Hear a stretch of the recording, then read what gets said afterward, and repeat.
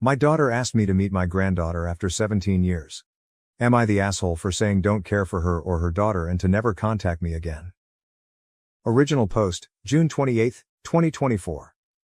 I am not sure if I'm an going to provide some background. I am in my 60s now. I was married to my ex-wife, and we had a daughter. Our marriage was going through its ups and downs, but I was really close with our daughter. But as our marriage was going through its difficulties, I made a huge mistake I still regret to this day. I started having an affair with my coworker. She was in a violent, physically abusive relationship at home. We became friends at work, and things just escalated from there.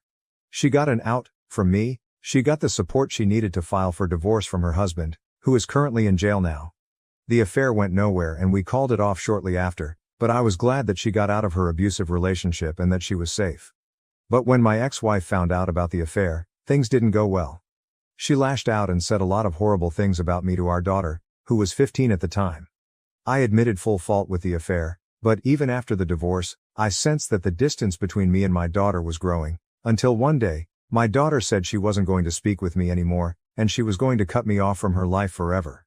That was the most painful thing anyone had ever said to me. I begged her to please reconsider. I still remember that day. But time passed on. My daughter kept her word, and after trying to connect with her for the first year, I gave up. I found out from one of my mutual friends that my ex-wife married a great guy. I was happy because I was hoping that would remove the hatred from my ex-wife and my ex-wife would advise our daughter to at least rekindle a relationship with me. But that never happened. I moved states a year later. I am at peace now, but still have some aching sadness. I have retired. Both my parents have passed away. My brother passed away tragically a couple of years ago. To be honest, I am waiting for my turn. I have only my dog and my sister left. A couple of hours ago my daughter called me on my phone. I haven't spoken to her in 17 years. I instantly recognized her voice, but I didn't feel anything. No happiness, no sadness, just indifference. She was crying a lot on the call, and we caught up on life. She's married, and she has a daughter who's now 12. She apologized for cutting off contact, and she says her mom asked her to reconnect with me, as her mom felt guilty about how everything played out. She said she really wanted me to meet her daughter, and her daughter was constantly asking about granddaddy. But I wasn't feeling anything. After we caught up on everything in our life, I told her I don't care about her or her daughter, and to never contact me again. I then hung up. Was I the AITA has no consensus spot. OOP received the majority of YTAs, with few others. Comments: Tidy Nuggets. This is one of the most obvious YTA posts I've seen here, good fucking lord. Top palpitation 4681. Well, it's already been said, but you're the asshole. Spouse 123, YTA I hate when adults make very bad adult decisions that affect their children and then blame the children when they respond in a very childlike manner. Your daughter was a teenager. That is a rough time for kids even when their home life is stable. You gave her one whole year before you cut bait and gave up on her. Then you moved away. You told your daughter that she wasn't important enough to fight for and she believed you. Now that she is an adult with a child of her own, she has reached out to you and you again told her she wasn't important to you. She now knows she was probably right to cut you out the first time. OOP updated the next day.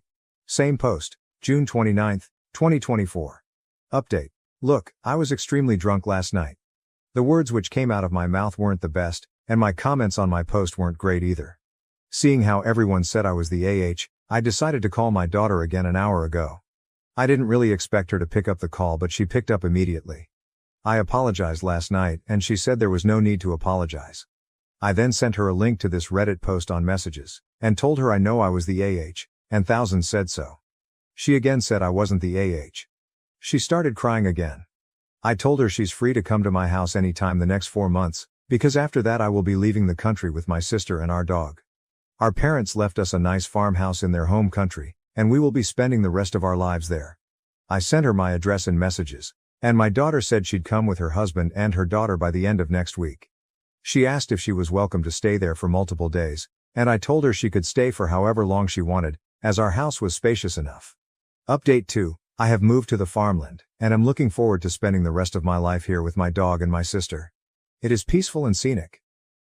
My daughter did come by to visit me with her husband and her daughter before I left the country. It was really nice seeing my granddaughter, who looked a lot like her mom. They stayed over at our place for a week, and we had a good time. However, it got a little sad when I told my daughter in private I had no interest in being a grandfather, and just didn't have strong emotions for it. I think those words really stung her.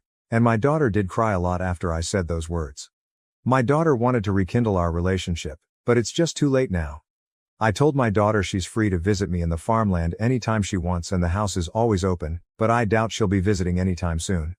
The week she stayed over at my place before I left the country was a final goodbye for us. She has my number, but she hasn't called or texted since she left, and I haven't called or texted her either. That's the update for the many interested. This will probably be my only update. Comments. Commenter 1. I'm definitely about to be an outlier here based on these comments, and I'm going to stick to it. Based on the original post from 81 days ago, where not surprisingly most people called you TA, not only are you TA, you're a deadbeat selfish father and a cheater. You made your bed, you had a child and then cheated on your wife. You then blamed that child for your disgusting betrayal. And this is about to be odd after calling you TA, but I am proud that you decided to speak up and tell the truth. No child deserves to have a father who loves her so little, blames her for his mistakes, and now refuses to see her or his granddaughter because of his mistakes. Thank you for at least being honest that you are a terrible human being and not wasting her time. Now to the next story, story 2. After my dad died, my mom threw out all of his belongings to make room for her partner and forced me out, saying she didn't want filth from the past. My father died 3 weeks ago, following a protracted illness. He had been diagnosed with multiple sclerosis a few years back. He fought valiantly, but he soon became unable to continue, and we lost him. It was a great emotional blow for me because I was much closer to my father than to my mother. I, 18M, had no idea how to feel, and I was just starting to deal with my sadness when my mother decided to toss me out of the house so she could move in with her boyfriend. Within 1 week, I lost my father and discovered that my mother had been having an affair with a coworker all along. I'm not sure if my father knew about it, but it doesn't make a difference. I was outraged when she brought home her boyfriend just 4 days after my father died, and we had a heated argument after he left. She told me that this romance had been going on for a long time, basically since my father was diagnosed. She stated I had no idea how tough it was for her to have a sick partner, and so I had no right to blame her for finding love elsewhere. She also stated that she was aware that she would eventually lose her spouse, therefore she saw nothing wrong with what she was doing. I informed her that what she did was extremely pathetic. She told me I had to leave, so I paid for it the next day. She didn't want any filth from the past in her home anymore, and she wasn't just talking about me. She and her boyfriend had begun moving a lot of belongings from my father's room in the morning. By the time I awoke, there were crates in the front yard. My mother informed me that I could either take the boxes with me or burn them. Either way, they were all leaving her house. They gave me a few hours to gather my belongings and depart. I opted to spend my time packing my possessions rather than disputing with them. My mother's actions suggested she was too far gone, and I didn't want to sacrifice my dignity by speaking to her. We had pretty well stopped getting along a few months before my father died because she was constantly fighting with him. I didn't believe it was proper to dispute trivial matters and be so mean to him, especially because we knew he wasn't going to make it. After learning of the affair, I lost all respect for her, therefore I was relieved to be going. I made a few phone calls, and after a while, my girlfriend said she could speak with her parents and allow me to stay with them for a few weeks until I could get back on my feet and make other plans. I am quite appreciative of that. I've been living with them since my mother booted me out, and they've been quite nice, particularly my girlfriend. We've just been dating for 3 months, and she didn't need to do this, but I'm grateful to her. On the day I left, I grabbed the boxes that my mother had thrown away, which included my father's stuff, as well as my own. I figured I couldn't let them burn since that would mean losing the remainder of what my father left behind. This made my room really cramped due to all of the items, but it was worth it. For the past few days I'd avoided even glancing at those crates, let alone rummaging through them. The reason was simple: it reminded me too much of my father, and I was not prepared to confront it. I knew I'd end up bawling on the floor since I already missed him so much. So I'd been avoiding it like the plague. However, 2 days ago, I made the decision to go through some of the boxes, regardless of how difficult it was. I was extremely lucky because the first box I chose was full of documents and documentation from my father's room, from before he was taken to the hospital in his final weeks of life. He had been working from his room in the house because he was in no fit to go out every day. My father worked as a tax consultant for a large corporation, so there was a lot of paperwork involved. I didn't comprehend much of it, so I put it aside. I got to the bottom of the box and found a blue manila file with my name on it. That was it. What I discovered there is going to finish my mother, and I'm here for it. Going through the contents of that folder, I learned that my father had really left a will, which my mother was presumably unaware of. Or perhaps she did and was just not telling the lawyer. Not only did I uncover the will, but also several additional documents, including the house deed. It found out that the house did not belong to both of my parents, but rather to my father. After reading the will, I learned that my father had left the house and all of the money in his account to me. My mother had only received his car, which was still a huge deal because my father drove a lovely automobile, and she had taken ownership of their holiday property.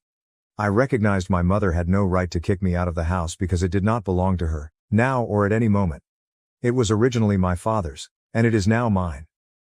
So far, my father's lawyer had informed me that his assets would be frozen until the court determined how they would be distributed. However, as soon as I discovered those documents, I called him and informed him of my findings. I invited him to my girlfriend's house and asked if I may move back into my own house, as my father's will clearly specified that the house belonged to me, not my mother. He affirmed that I was free to do so if I wanted, and that my mother had no authority to kick me out without appropriate notice. That was everything I needed to know. The lawyer would manage the will's execution, but I planned to address the problem with my mother. I called her right away and informed her I'd found my father's will. He had indicated that he would leave me the house and all of the money in his bank account. She remained silent for a few minutes before saying it didn't matter to her. But now that the tables had been turned, I asked her to leave the premises. The house never belonged to her, and she had done nothing to deserve it. She'd been nasty to my father and now she was being horrible to me. I informed her that I wanted her out by the end of the week. That's when she began groveling. To be honest, I anticipated her to argue with me because that is how she has always been, argumentative and unpleasant to everyone around her. Instead, she begged me not to say or do anything because she had convinced her partner to move in by promising to handle everything. Apparently, her co-worker was married but had recently filed for divorce, and his ex-wife was demanding a large sum of alimony, which was understandable given that he cheated.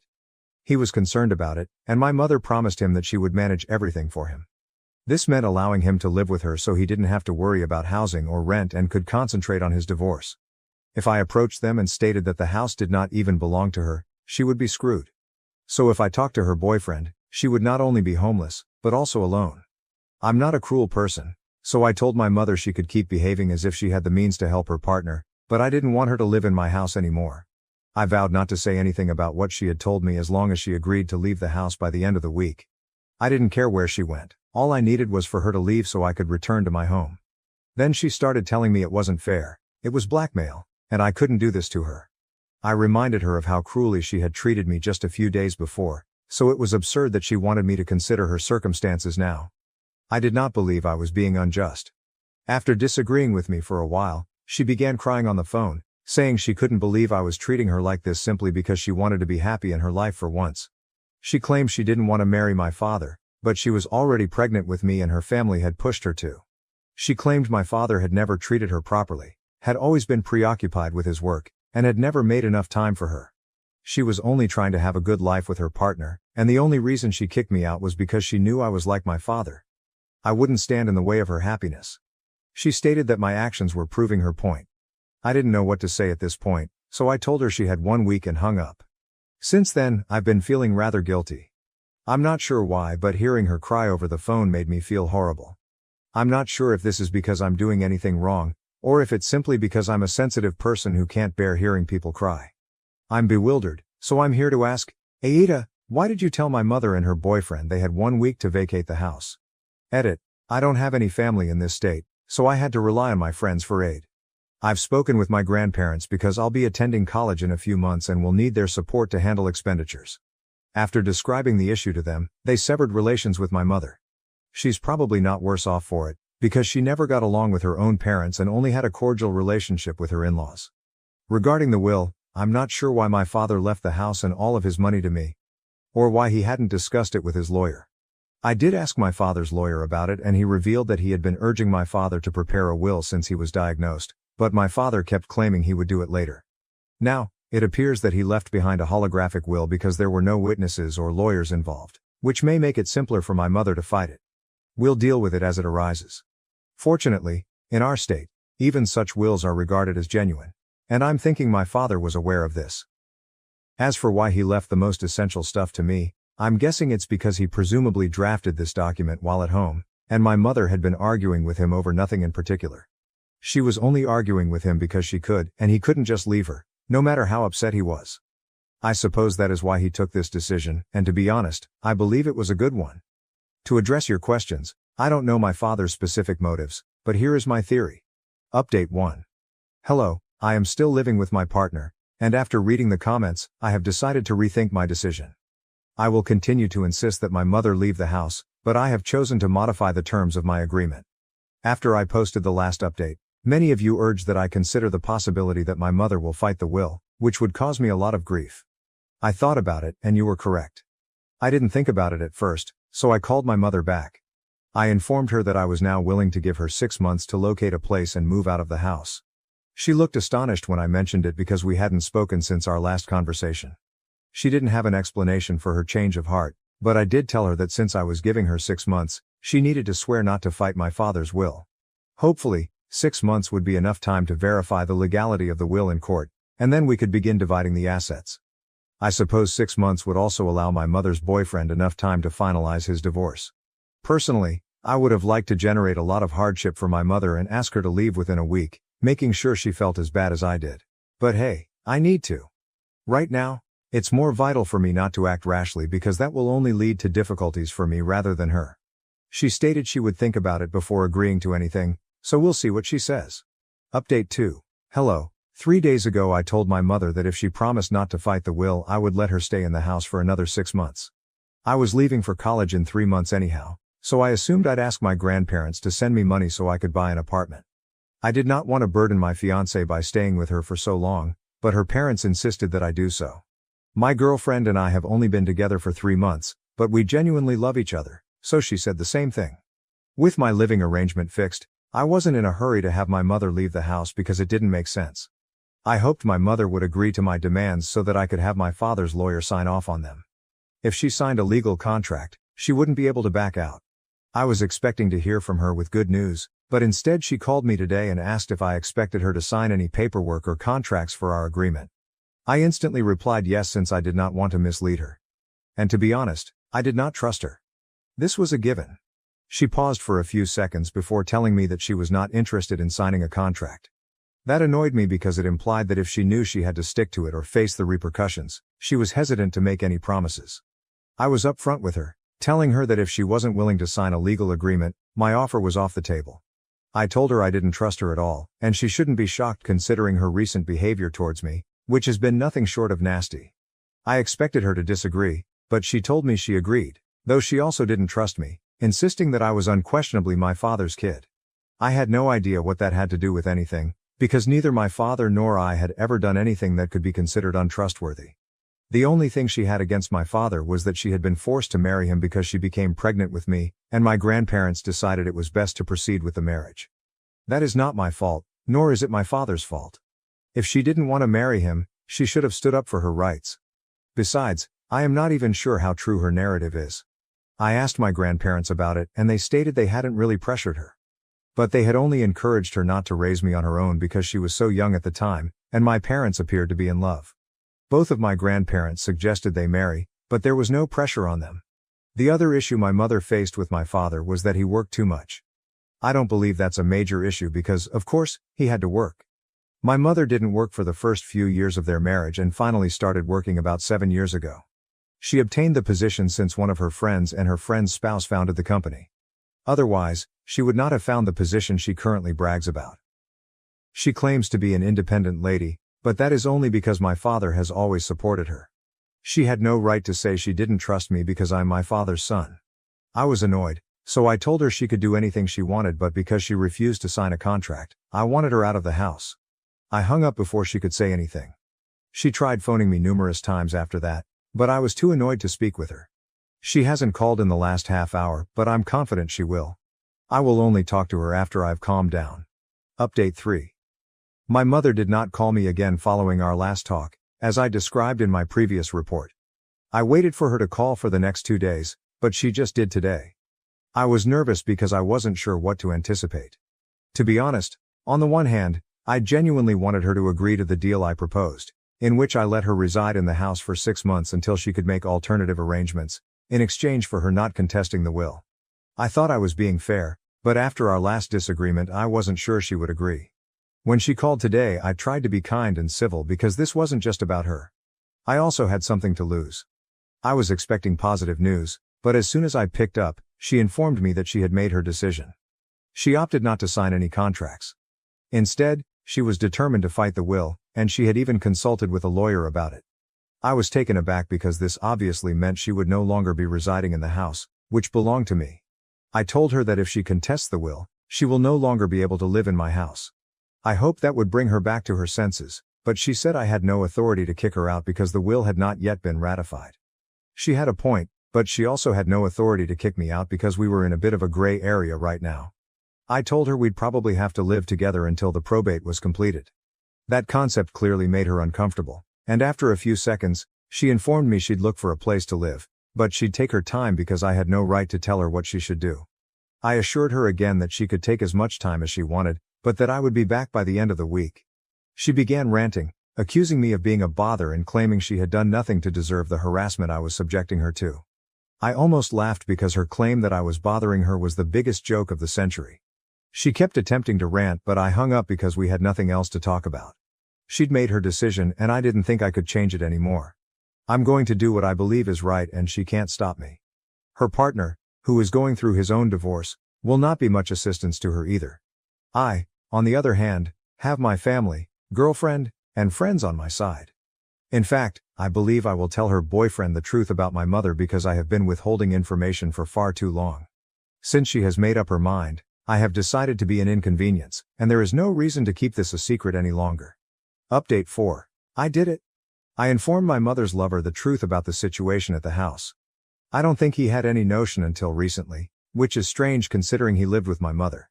This is a major deal to keep from your boyfriend, especially since she was still in contact with me, and I'm sure he would have asked about it. But I assume she's pretty adept at keeping secrets.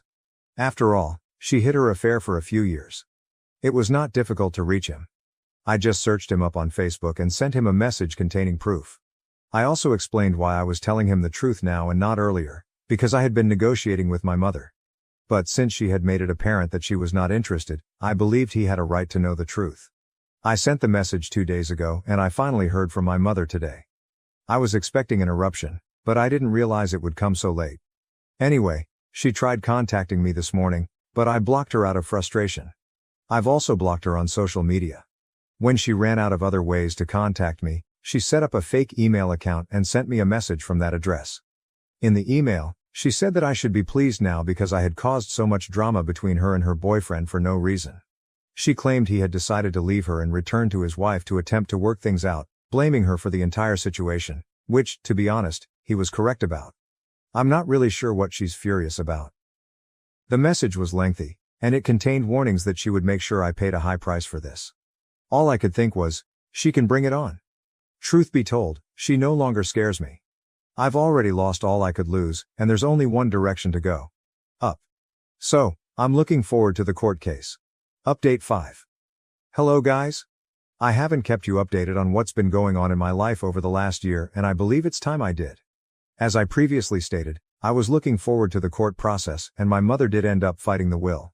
The case got to court, and my father's attorney and I fought as hard as we could. Long story short, after 8 months, we eventually received a favorable ruling. The will was validated and upheld. This happened 2 months ago, and I'm still really pleased with it. My mother had to give up the house, and we no longer communicate with her. I have no idea what she is up to, but I am delighted she received her karma. Even her own parents have stopped communicating with her, so I'm pretty sure she's not living a joyful life right now. My neighbors told me that on the day she moved out, her boyfriend came to help her. So I'm betting they're back together, because no self-respecting lady would return to a man who had cheated on her. I'm very sure his wife rejected him, so he crawled back to my mother to make things right, and she gratefully accepted him back.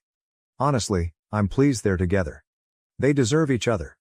I'm confident my father is beaming down at me from heaven because I've demonstrated resilience, strength, and a willingness to stand up for what is right. I'm in college now, set to begin my 2nd year.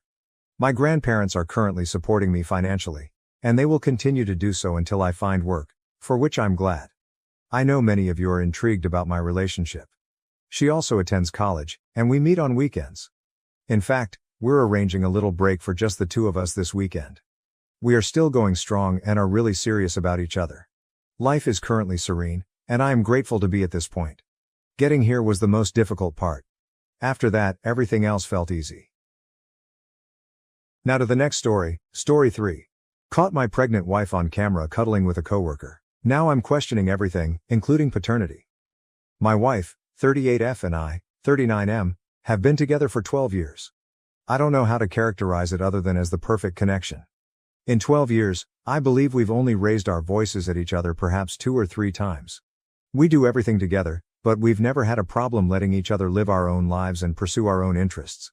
We bought a house where we wanted, and we both had fantastic high-paying jobs with excellent work-life balance. Basically, it's been everything but perfect. We've been trying to become pregnant for 2 years and haven't been successful. We were preparing to begin fertility treatments when I returned home from a business trip, and guess what? She was pregnant. I got this strange notion. Wait, I thought we didn't try during the week last month because of fertility testing. But I couldn't remember exactly since we were so busy. So I assumed I had misremembered. Now, I frequently travel across the country for work. Other than during COVID, I've been on the road for up to 40 weeks per year. Since COVID, it has been reduced, but still more than a week every month for the past 4 to 5 years. My wife has become quite friendly with the guy she works with. Let us call him Matt. Matt is slightly younger, around 34 million. I know him. He is married, and I know his wife. They've been working together for around 7 years. He's always been around, and we've been friendly. Have I ever suspected something was going on? No. But I've always thought you'd be a fool to believe there's no chance your partner may leave the relationship. Maybe I'm naive, but I've always considered it as a safety not to take my wife, or any previous companion, for granted. She has never given me cause to believe she would do that, but anything is conceivable. I was out of state for work about a month ago, while she remained at home. I asked her what she had been doing earlier in the day, and she replied Matt was coming over for supper. This wasn't unusual. Matt stops by on occasion. Sometimes with his wife, sometimes alone, and occasionally when I'm not around. I didn't think much about it. We installed a security system with cameras inside and outside the house following an unrelated event a few years back. The cameras record footage, which she and I can view live. I frequently use those cameras to check on the dog while I, or both of us, are away, because the rest of the system is monitored by a business in case an alert goes out. She knows I check those cams. There's even an installed system that allows me to communicate with them. If any of us is out of town, I'll play pranks on them, and she will do the same. She travels for work, although far less than I do. The point is, it's known that I check them frequently when I'm not at home. So I switch on the camera and see my 4-month pregnant wife sleeping on her side on the floor, with Matt sitting on her leg and massaging her hips with a foam roller. Okay, what the _ is this? I begin rewinding through the footage and they are eating and talking regularly. But then they get on the couch and share the same blanket. They are now feet to feet, but that couch isn't that huge. Then they move to the floor, and I logged in. Anyway, I text her while I'm still monitoring the cameras. They both appear like deer in headlights, and he swiftly departs. We get into an argument. She isn't angry with me for accusing her, but she is adamant that nothing happened, or ever will happen, and that what I witnessed was innocent. She complained about being in agony from the pregnancy, which I know is real. She is already experiencing back pain and other symptoms. The most significant moment of the conversation was when I questioned her, if I were there, would you two have been comfortable doing any of that in front of me?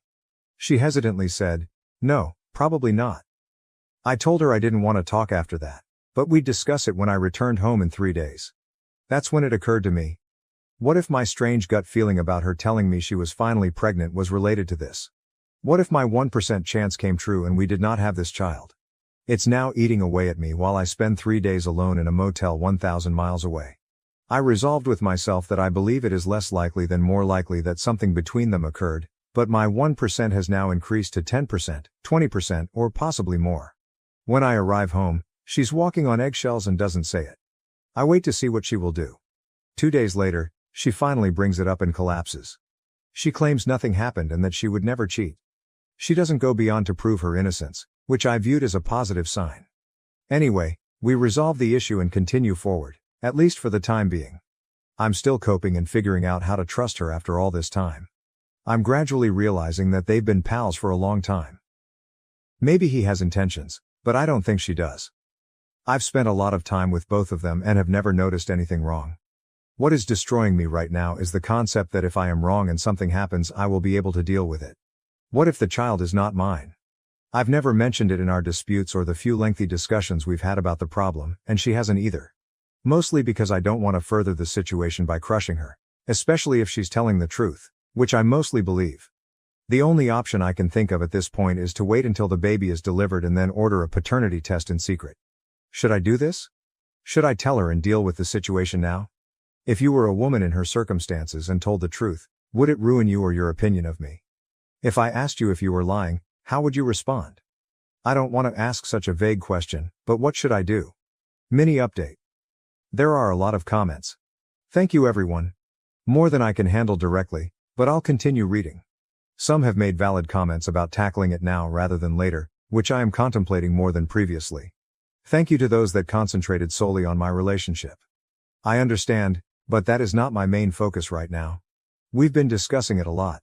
My wife and I are fairly open with each other. I'm not saying I believe nothing happened, but I'm more concerned with paternity right now. If I need to track or spy on my wife using Life 360, then this relationship is gone. That is not the connection we have, nor is it one that I want or believe anyone should have. We are working to rebuild trust. As I said in this lengthy essay, my 1% suspicion increased to 10% or so. Trust me, I take my relationship seriously, but if the child isn't mine, there's no use in continuing the talk. I have previously addressed this with my lawyer.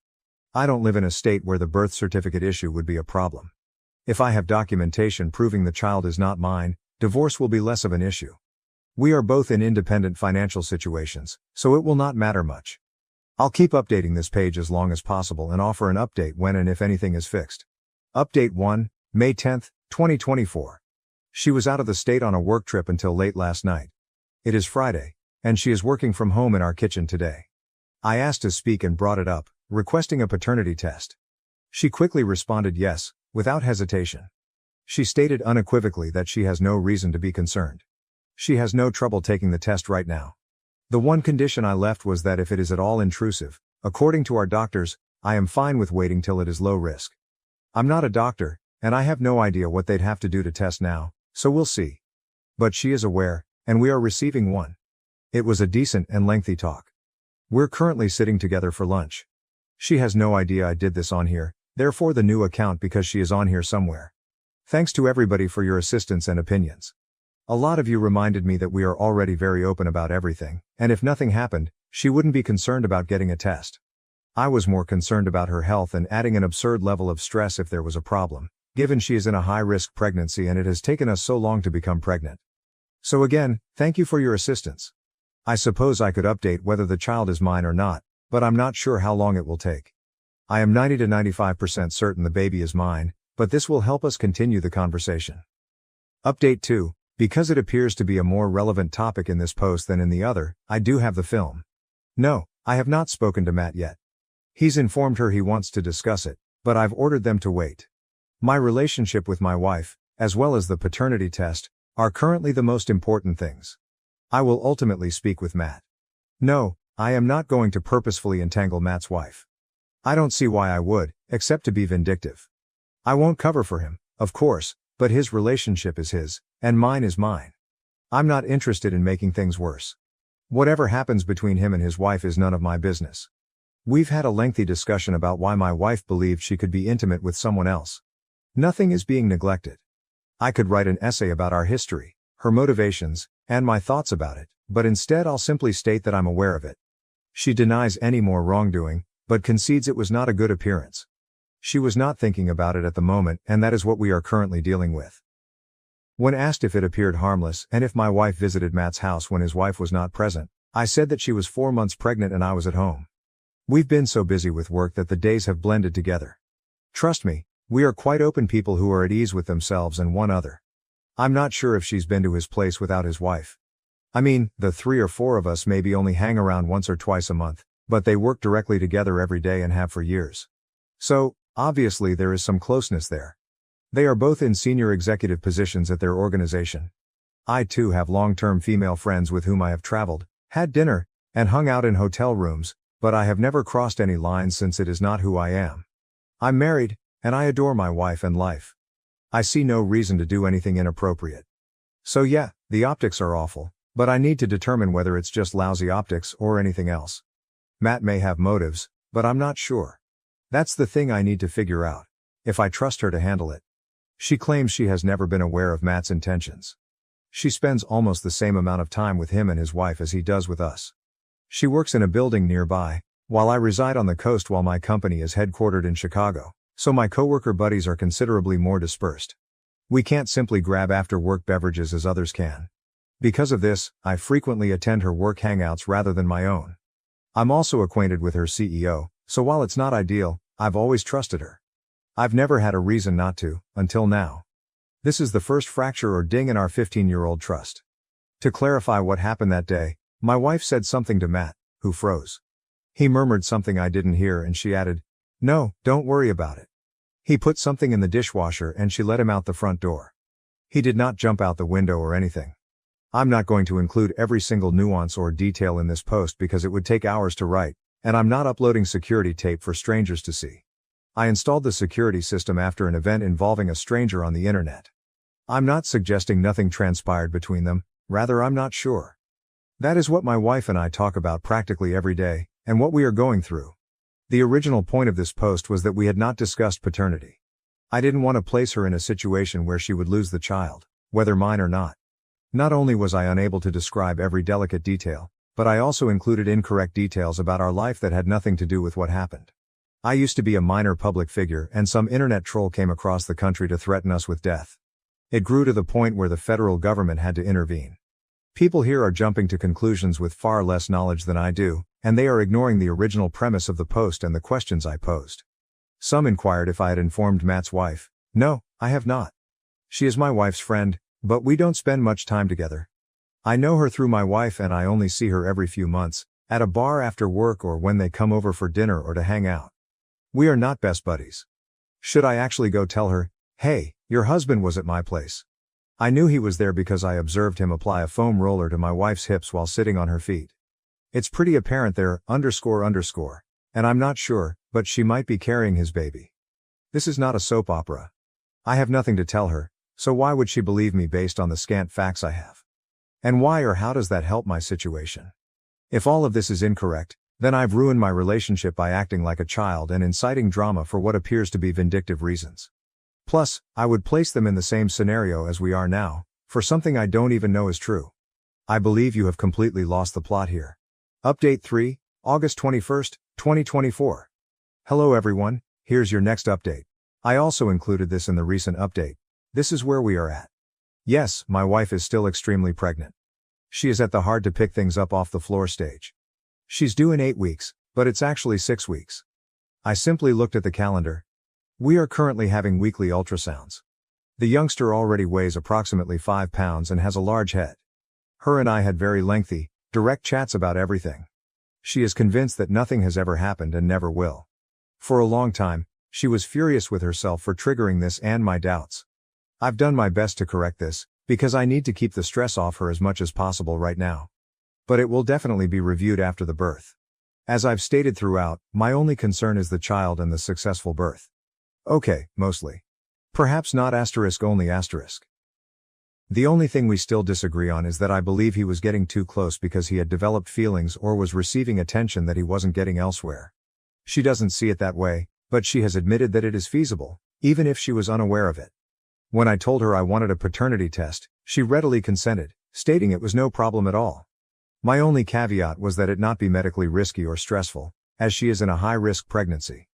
We both discussed it with our doctors, and they basically told us that our only option was to go to court since they wouldn't do one without the law involved, which we both thought was crazy. Her doctor was confused by it, so I didn't press too hard. To be honest, she pretty much demanded the test. I knew there were other alternatives, and I researched them, but I ultimately decided to wait until the birth. I already have a lab set up and ready for the test. I'm 95% confident it's unneeded, but I'm getting one for my own peace of mind and, most importantly, to ensure that nothing comes between me and my child. Thank you to everyone who has sent me supportive messages that I have not responded to. I'm going to go through them tonight before I leave again. For those of you who believe I should be acting like a 17-year-old high school student, either by being aggressive or purposefully cheating on my wife to illustrate a point, or implying other childish behavior, thank you for the entertainment. Stop watching TLC or TikTok. That idiotic drama isn't the way to go, kids. And to the one individual who recommended I provoke an accident with my wife, I hope you wind yourself in prison someday. It's quite unlikely that I'll return here after tonight, at least until I receive the test findings. If you're still interested in the results, check back in 1.5 to 2 months. I've been advised that the findings take roughly 48 hours after submission. I'll give you your moment then.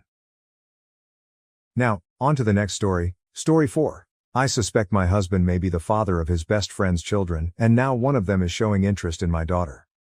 Original post, September 2, 2024, all names are fake. This began as a dark, intrusive thought that I could never shake off, and over the years it has bloomed into a poison flower that infects my entire psyche. I'm a 42-year-old woman. My husband Luke is 43, and so is Amy. I met Luke in college, but he's known Amy since they were about 7. They did everything together and understood each other implicitly. They were best friends. They've always insisted that they are surrogate siblings to each other. Naturally, I, as a new girlfriend, felt a little threatened by Amy and her closeness to Luke, but they both reassured me I had nothing to worry about. That their bond was not romantic and had never been sexual. That Amy really was just the sister that Luke never had. I believed them, and it didn't take long for me to forget any and all insecurity I had about Amy. She became my friend too. She officiated our wedding. Luke and I have built a wonderful life together, and we always had a strong relationship. After we got married and moved in together, we still saw a lot of Amy, and I was fine with that. I've spent many a night on the town trying to help Amy find a man, as she has always lamented how she is unlucky in love. Luke and I started to have children after we were married, and at around the same point, so did Amy. For further context, my children are Sophie, 15, Owen, 12, Louise, 10, and Carter, 6. Amy's children are Tom, 17, Kaylee, 14, and twins, Adam and Jenna, 9. Now Amy was not in a relationship at this point. She was not married. As far as I knew, she was dating but not consistently.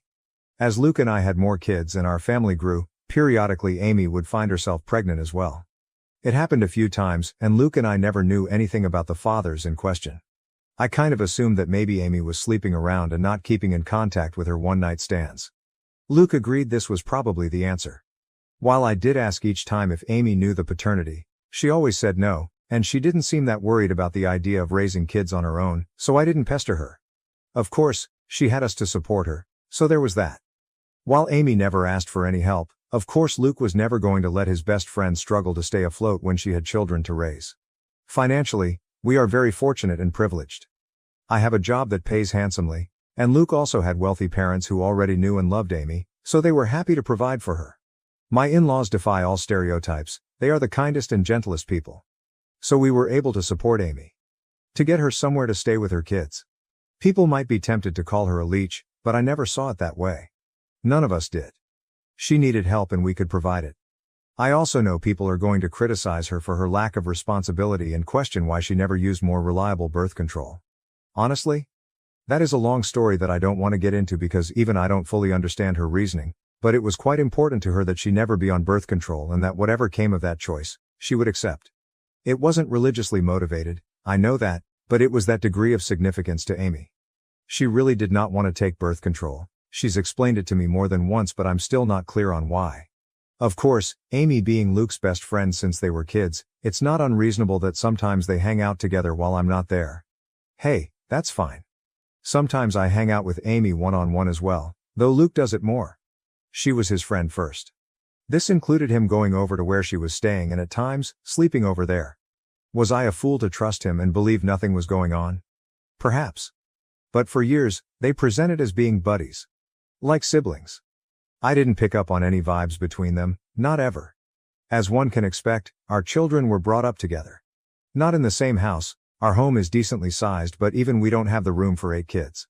But we made sure Amy's children met ours from a young age, and they always got along and strong bonds of friendship have formed over the years, which is good. Especially if I'm right, and they share blood. I've been dawdling getting to the main point. Yes.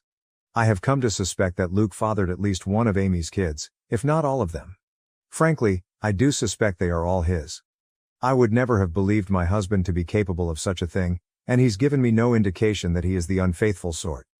But he does spend a lot of time with Amy, and I have to confess I cannot remember seeing her with any real boyfriend over the years. She would talk to men at bars and parties, I would try to be her wingman, and so on. But nothing ever seemed to really happen. So when she got pregnant the first time, I was curious. When it happened again, and again, I began to wonder if she had some sort of secret fella who she didn't want us to know about for whatever reason. But I couldn't think of any reason why she would hide him, especially from her children. After Carter, our youngest, was born, Luke and I agreed that the time had come for him to have a vasectomy. Amy's twins had come just a couple of years prior. Of course, after the procedure, Luke and I continued to make love, but I no longer had to think about pregnancy. Meanwhile, Amy never got pregnant again, after the twins. Is it a coincidence that Luke had a vasectomy and then both of us stopped getting pregnant? I don't know. But Luke would still visit her, and he wasn't just going to see her, but checking up on her children as well. In general, I should have paid more attention to it sooner, but Luke has always acted like a father to them, especially as they've gotten older. He's the father they never had. He doesn't neglect me, or our children, not one bit. He's doing double duty. On its own, the idea that he is a surrogate father to Amy's fatherless children isn't inherently suspicious. One could call it noble, but it combines with a lot of other little things. There's appearance as well. I won't go into specifics of hair color, eye color, or unique physical traits, because I'd rather limit the identifying factors of the people involved and keep this whole thing as vague as possible. But suffice it to say, Amy's children? They certainly look like they could be Luke's. Kaylee has a very unusual allergy that Luke also has. The twins look very much like him, Adam in particular. The older Tom has gotten, the more of Luke I can see in his face and personality. While their race doesn't matter, the reality is that Luke is a different race than Amy, and Amy's children look pretty biracial. I could easily believe their father is the same race as Luke. Doesn't mean Luke has to be the father, but it sure seems like it. I have never voiced my anxieties to either Amy or Luke. I don't want to be the bad guy, and, guilty or innocent, I already know they would flatly deny my accusations and be hurt by them. Imagine if that drama reached the ears of my kids, or Amy's kids. Either way, Luke continues to spend time with Amy and her children, just as her children spend time with mine. I have hinted to Luke that I feel needy for more attention and wish he wouldn't give as much to Amy. But he either missed my cues or pretended that he missed them. I don't want to push this idea that he's favoring her, because it's not even really true. He's never neglected me for her. I can't shake the feeling that Luke and Amy have been intimate before, likely numerous times. So far as I know, Amy never really wanted to be a mother either. She wasn't opposed to it, and when each of her children came into the world she instantly fell in love with them, but motherhood was never really a major part of her life plan or identity. In the grand scheme of things, when we would talk about the future, she would sometimes mention a husband and children, but it never seemed like something she had her heart particularly set on. So I don't think this is a case of Luke just giving Amy children. I doubt that was the motive for the infidelity. That would have been a side effect. I've been letting this go and turning a blind eye for years. It was a dark thought in the back of my mind after Kaylee's allergy was discovered, but I dismissed it. Got worse after the twins were born. I dismissed it. Then when Amy stopped having babies, I wanted to feel reassured by that. But Luke had gotten a vasectomy, so if anything, that made my anxiety worse. There have been nights that I wished the twins were younger, that they had come along after Luke's procedure. It's been twisting me into knots for a long time, but I don't want to be the one who rips our family apart, especially since, technically, I could be wrong. Except now I'm very afraid, because in the last few months we've had a new development in our kids' social circle. Tom, Amy's eldest, asked Sophie out. Sophie, my eldest. She's really blossomed over these last few years and become quite the outspoken beauty, so I'm not shocked to see she's getting male attention, but Tom asking her out had me thrown. Sophie said no, but only because I'm quite protective when it comes to her exploring dating, and she knew she'd have to ask me first. I could tell she was flattered and intrigued by his interest and wanted to say yes. She approached me to talk to me about it. Bless my girl, she did everything right. I think she expected I would see things her way and agree that she could date Tom. Much to her surprise, I very firmly said no. That caused a bit of conflict. She didn't even want to date him that badly, she just couldn't understand why she wasn't allowed to. And I couldn't explain it to her. All I could come up with was, he's too old for you. Which he is, but it's not really about that. When Amy and Luke heard, I was so very curious to see what their reactions would be. If either of them had agreed with Sophie and tried to convince me that the two of them should be allowed to date, I think I would have been relieved and taken that as proof that I was wrong about something going on between them. Wrong about who fathered Amy's children. But, the ambiguity continued. They took my side. Both of them put their foot down, though not as fiercely as I did. Luke agreed with me, but he also worried that trying to forbid such a romance would only make Sophie want it more. He's probably right about that. Amy seemed more apathetic to the idea. She didn't want Tom to date Sophie either, and she backed me up, but I don't know, she just wasn't taking it as seriously. She seemed to think it was a fleeting crush. Well, it wasn't. In the months following those conversations, Tom would spend more and more time with Sophie. They would be alone, or with other friends, any time they possibly could. It's become abundantly clear that Tom is crazy about Sophie and wants to be with her. And he definitely wants to be physical. I've been watching them like a hawk and noticed his eye wandering many times. And while I'm doing everything I can to kill this budding romance in the crib, I also am feeling somewhat powerless. Sophie hasn't outwardly defied me, she's still just hanging out with Tom, as friends. So forcing them to stop spending time together would be unreasonable, and probably encourage more sneaking around. But I'm so afraid that they're already doing that. My nightmare is that they're secretly dating, and doing God knows what when no one is looking. I've observed Tom being rather handsy with Sophie, and she presents no objection whatsoever. And I just don't know what to say. I had considered trying to convince Sophie that Tom is like her brother, but if she doesn't see him that way, I don't really have the power to rewrite their emotional dynamic or the history of their friendship. I always saw Amy and her children as being like family, but my kids might see Amy's kids more as best friends. The problem is, of course, that if my husband has indeed been carrying on an affair over the years and I'm right about the paternity of Amy's children, then Tom and Sophie cannot be anything more than friends under any circumstances, end of discussion. It can never happen. I feel powerless to stop it though. Luke has apparently talked to Tom about this, as has Amy, but he is unrelenting and he won't give up on Sophie. I think she enjoys that attention and devotion. Tom has also confronted me and asked why I'm so against this when I know him very well and I know he would be good to Sophie. I didn't know what to say other than to fall back on her being too young for him, but that won't work forever. If God forbid, they're still attracted to each other in a few years, then they'll pursue this with abandon and once they're legal adults, there's nothing I can do about it. Amy and Luke agree with me that Tom cannot date Sophie, but that's all they've really done. They feel just as powerless as me to prevent teen love. It genuinely feels sometimes like they've just given up and will bury their heads in the sand about this. Just do nothing and hope the feelings pass as Tom and Sophie get older. Which, yeah, they're in high school. It's unlikely Tom will be in love with Sophie forever. But my fear is that she'll let him do something intimate with her before that time comes, something neither of them can take back. I am this close to opening a door I cannot close, this close to screaming at Luke that all this wouldn't be happening if he hadn't cheated on me these many years. If he hadn't been all but raising a second family with his surrogate sister behind my back. Now Luke's son wants to fuck our daughter, his actual sister, because as far as he knows, she's just his childhood friend. And it's all Luke and Amy's fault for what they've done. If I speak up, everything gets blown to hell. On the off chance that I'm wrong, I'm a horrible monster who accused the love of my life and one of my closest friends of doing something horrible. If I'm right, it still tears our entire structure apart. The family and social unit we've become over the last several years is gone, and everyone will be stressed and upset even if Luke and I don't divorce. If I do nothing, Sophie's eventually going to sleep with Tom and be his girlfriend. And I'm low-key terrified it will happen sooner than later, or worse, that it's already happened under my nose. I hope to hell this relationship fades as they mature, but what if it doesn't? What if they wind up being together for years? What if they marry, want to get pregnant someday? And if I tell Sophie the truth about Amy's kids, then everyone else finds out too, and that's going to ruin so many lives. It would shatter my kids' perception of their father, and their Aunt Amy. Luke is Owen's hero. I don't even want to think about how much this would hurt him. And what about Amy's children? They are innocent.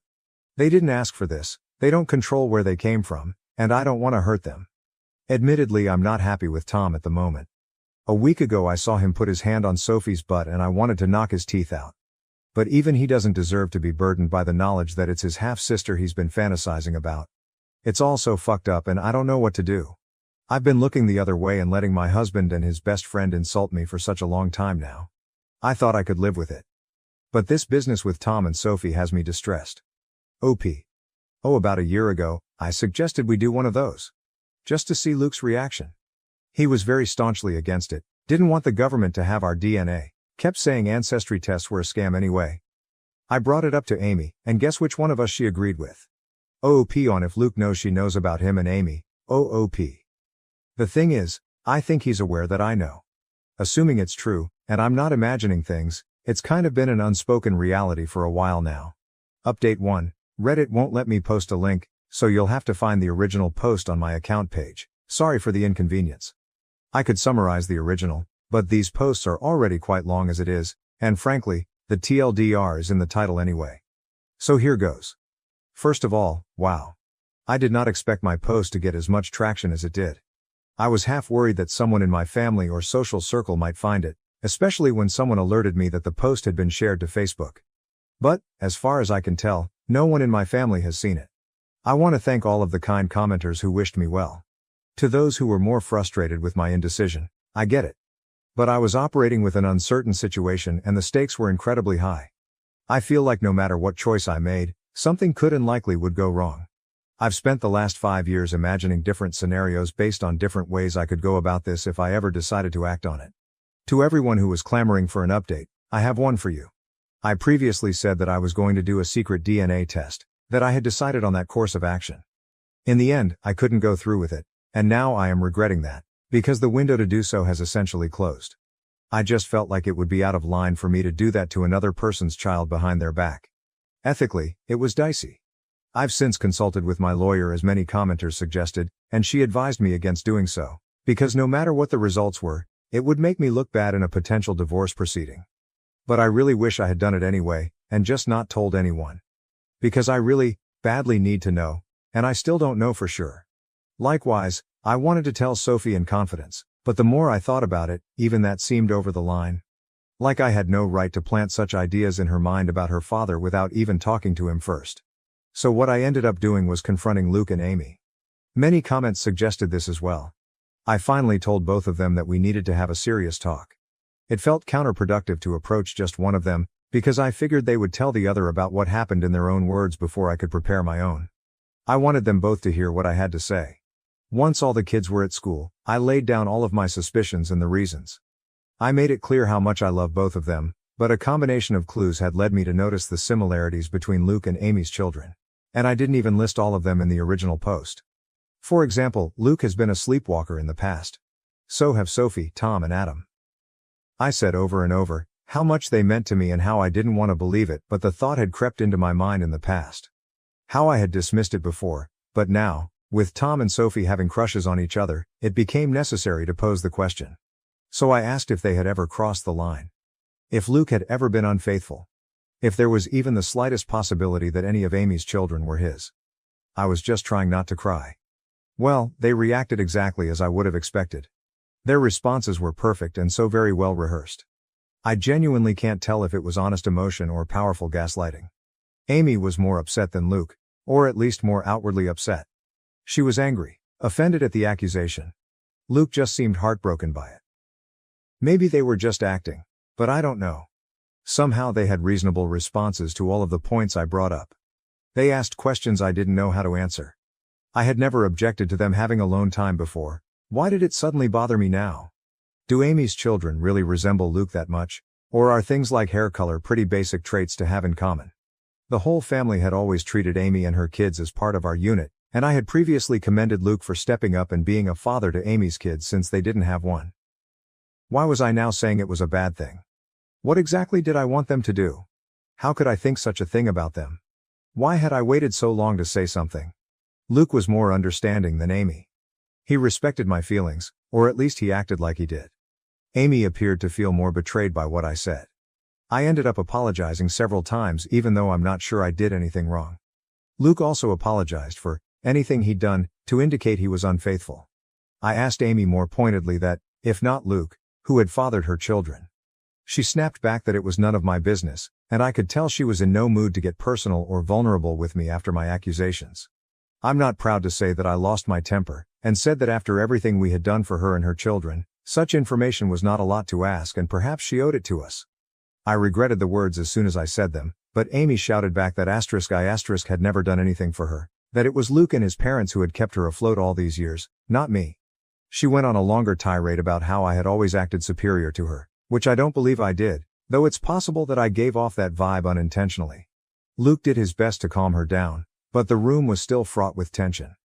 I don't know, Reddit, I just don't know. It's driving me to the edge of madness.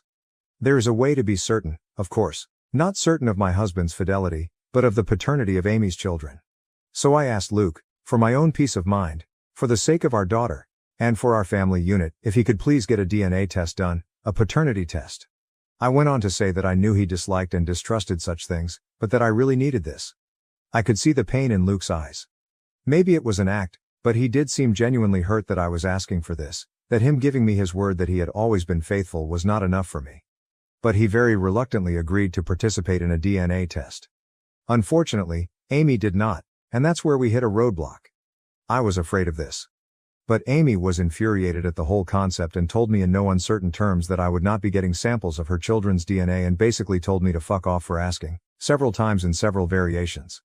I pressed Luke, and honestly he was a bit useless but probably right. He tried to convince Amy but she wouldn't hear of it and he kind of shrugged to me when I pushed him for further support. Because he can't force her to get the test done, if she refuses, that's really a dead end. Trust me, it is. I looked into this quite a bit and consulted with my lawyer. The problem is, Luke could, in theory, petition the court to demand a paternity test for Tom and the others. The issue is that, to do this, he'd essentially be claiming he slept with Amy and he believes her children to be his. That would be the version of events he'd be maintaining. But Luke has staunchly insisted that nothing ever happened with Amy. That he never cheated on me? Whether or not he's being honest about this is another story, but he'd essentially have to go on record and make a claim that he isn't prepared to make. He is quite certain the children aren't his and he has no intention of fighting for custody of them. So no judge is going to compel Amy to submit samples of her children's DNA. Tom is also old enough that his consent would be a factor. If both he and Amy refuse to participate in the test, it's unlikely that Luke would have a case. He'd have to target one of Amy's younger children, like say, one of the twins. But he doesn't want to do that. He doesn't want to take his best friend to court to prove something that, in his words, he already knows isn't true. Luke is asking me to please just let this go and trust him, because pursuing this will fracture everything. And according to my lawyer, it's not realistic anyway. For Luke to establish paternity, he would need to admit to an affair in the first place, and he's not doing that. And if he did, that would pretty much be all the proof I needed to be certain, even if I'd need more in a court case. I pestered him further about Tom and Sophie, insisted that I didn't want them dating. Luke agreed, and apparently Amy still agrees. Luke plans to have a talk with Tom and activate protective Papa Bear mode. Among other things, he's going to remind Tom that in a couple of months when he turns 18, him being intimate with Sophie will literally be a crime. I wouldn't actually press charges against him as I know he'd never do anything against Sophie's will, but I'm not above implying the threat. Thankfully, Luke isn't either. I did ask him if he'd be open to potentially swiping a sample of Tom's DNA to do a private paternity test, but he was very hesitant about the idea. Like me, he viewed it as unethical. He also pointed out that if we were to do this and Amy found out, it would mean the end of our friendship with her, most likely. Things are, Luke believes, still in a salvageable state, where Amy and I could reconcile and become friends again. And I can see how much he wants this to happen. But, if I did a DNA test on Tom behind Amy's back and she found out, I think she would hit the roof and I wouldn't entirely blame her. Though I'd be very interested to see the results. Luke ended up going to see Amy and spending the night. I know all of you are cringing and throwing up your hands, and trust me, I wasn't happy about it. That was a very long conversation. But he was adamant that he needed to perform damage control. So they spent the night together. With Luke maintaining that nothing happened. I did not sleep a wink and I kept texting him for updates. So far as I can tell, Amy will cool off, but she needs a little time. Luke and I talked things over when he came back the next morning. It was an emotionally fulfilling conversation and we ended up agreeing to take the kids, our kids, not Amy's, to visit their grandparents for a few days. It was an impromptu visit but we've done it before and they were delighted to have us.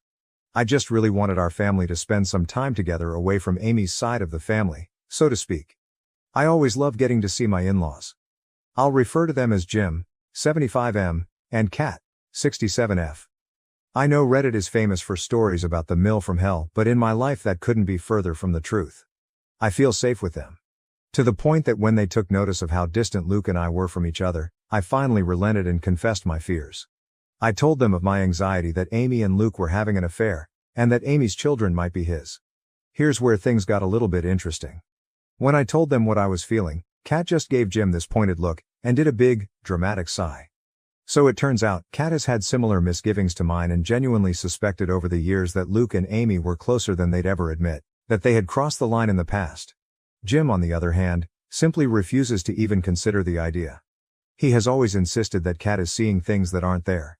He maintains that Luke and Amy are like siblings, and would never do such a thing. Kat thinks his stance on this is naive and that, even if she and Jim had taken Amy in and loved her like a daughter, that didn't mean Luke viewed her as a sister or that she viewed him as a brother. But Jim just continued to insist that this is what they are and had always been.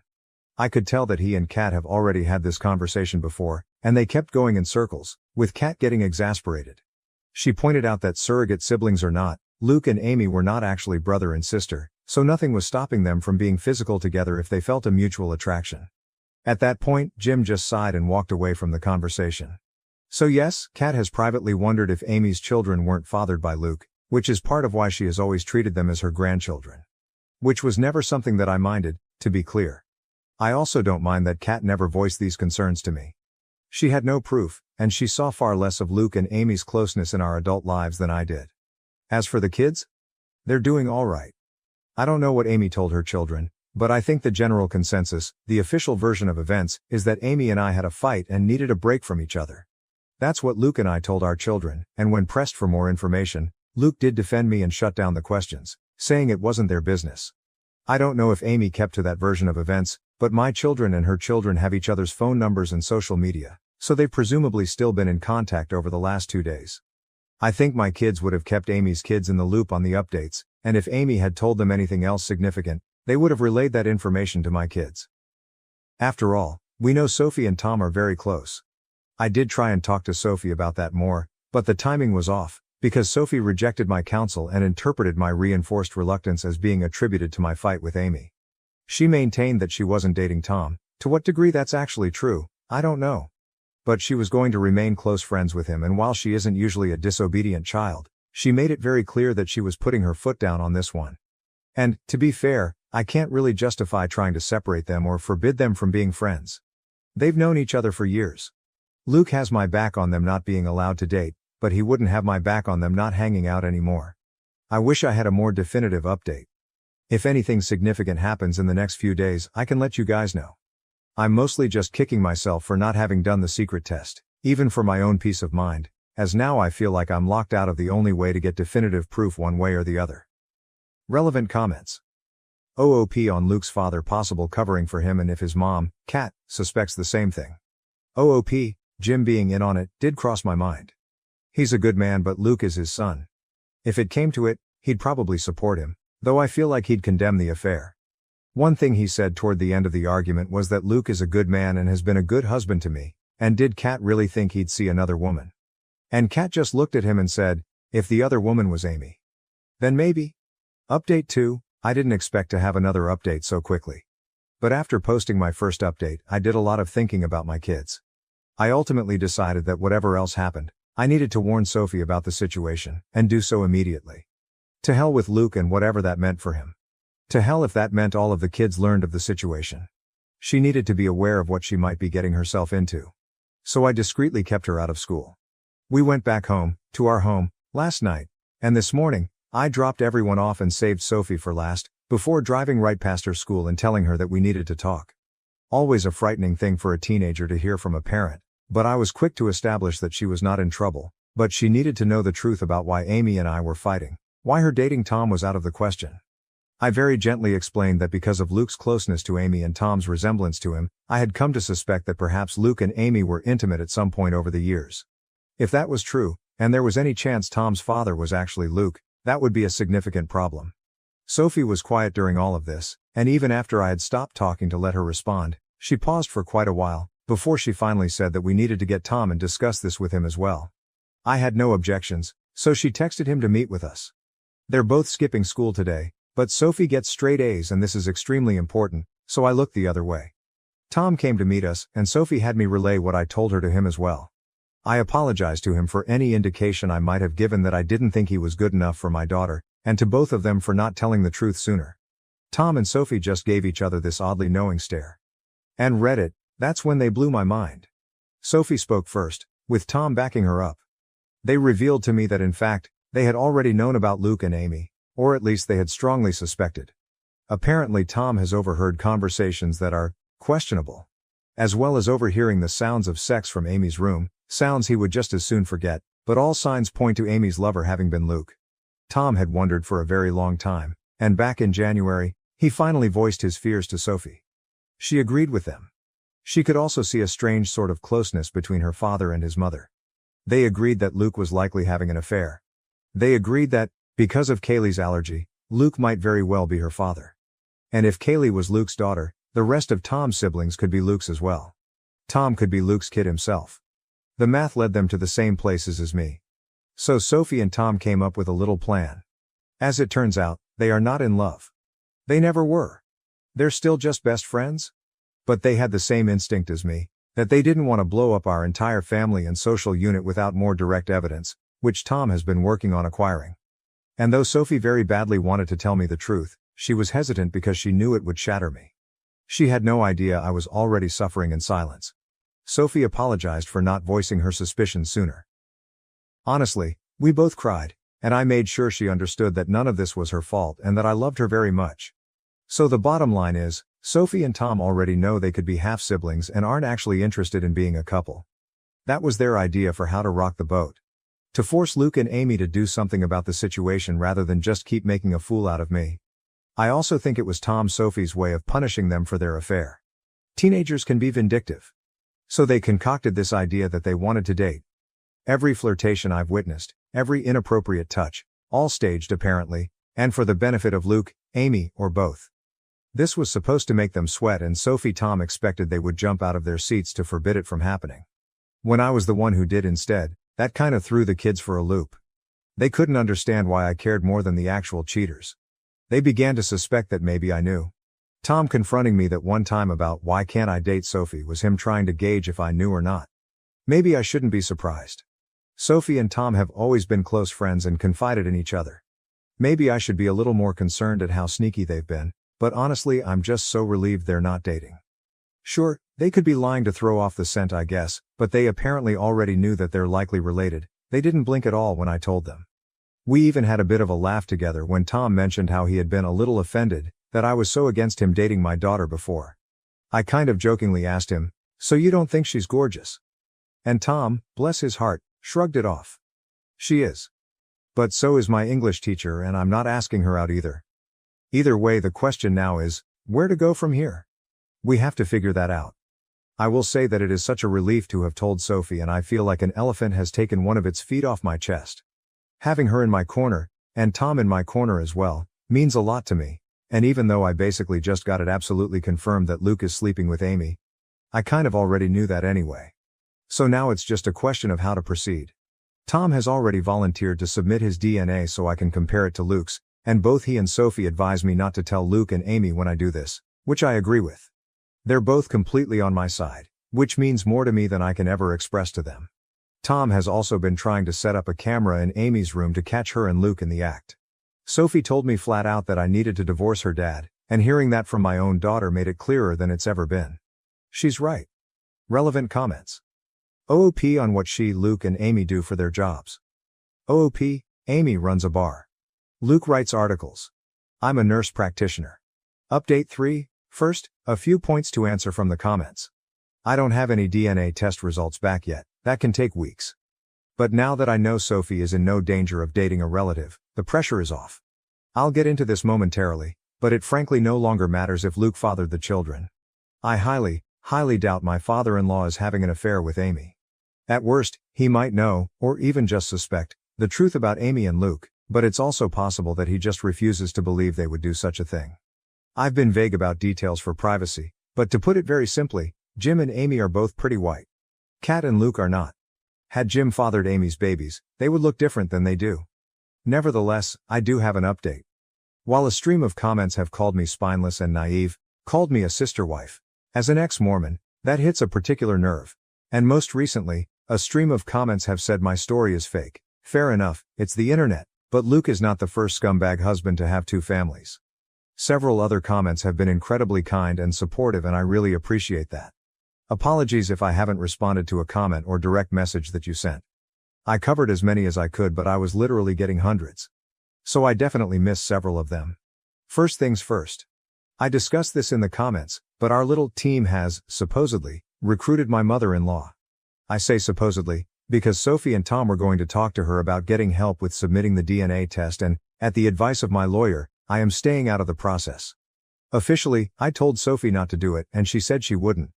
MIL hasn't contacted me about it either. Though we have been in touch. I'll get into that more in a moment. The bottom line is that I can honestly say I had no knowledge of any DNA test. Loophole City. Another bit of good news. I was digging through the paperwork in preparation for my divorce, wanting to get a head start against Luke, and one thing that came to my attention is that my name is on the paperwork for our home. Luke's name is not. I was the one who bought the house, and we always planned to add Luke onto the paperwork at some point, but we never got around to it, and eventually the idea was forgotten. It was my lawyer, Paige, who pointed this out to me, and it was like finding a winning lottery ticket on the ground. I don't know where I'd be without Paige. She's a dear friend from college who I reached out to, hat in hand, for help. She's been there for me this past week, not just as legal counsel but as a friend I really needed right now. The thing is, she's not our lawyer, me and Luke. We have our own family attorney who has helped us out of jams in the past. We clashed with our HOA a few years ago, not worth getting into right now. But Paige is a lawyer who specializes in family law and has handled divorces before. Luke remembers her from college and knows she went into law but doesn't know she's a divorce attorney. So I can have her over for coffee like we're catching up, and he has no idea anything is going on. Turns out, he's not the only one who can harbor someone under his spouse's nose under the guise of being a friend. So, on to the update. The last time I looked in Luke's phone was 3 months ago, around the point Sophie and Tom began to go around claiming they wanted to date. I found nothing. While I know how to search for recently deleted photos and didn't see any, my comments taught me how to find recently deleted messages.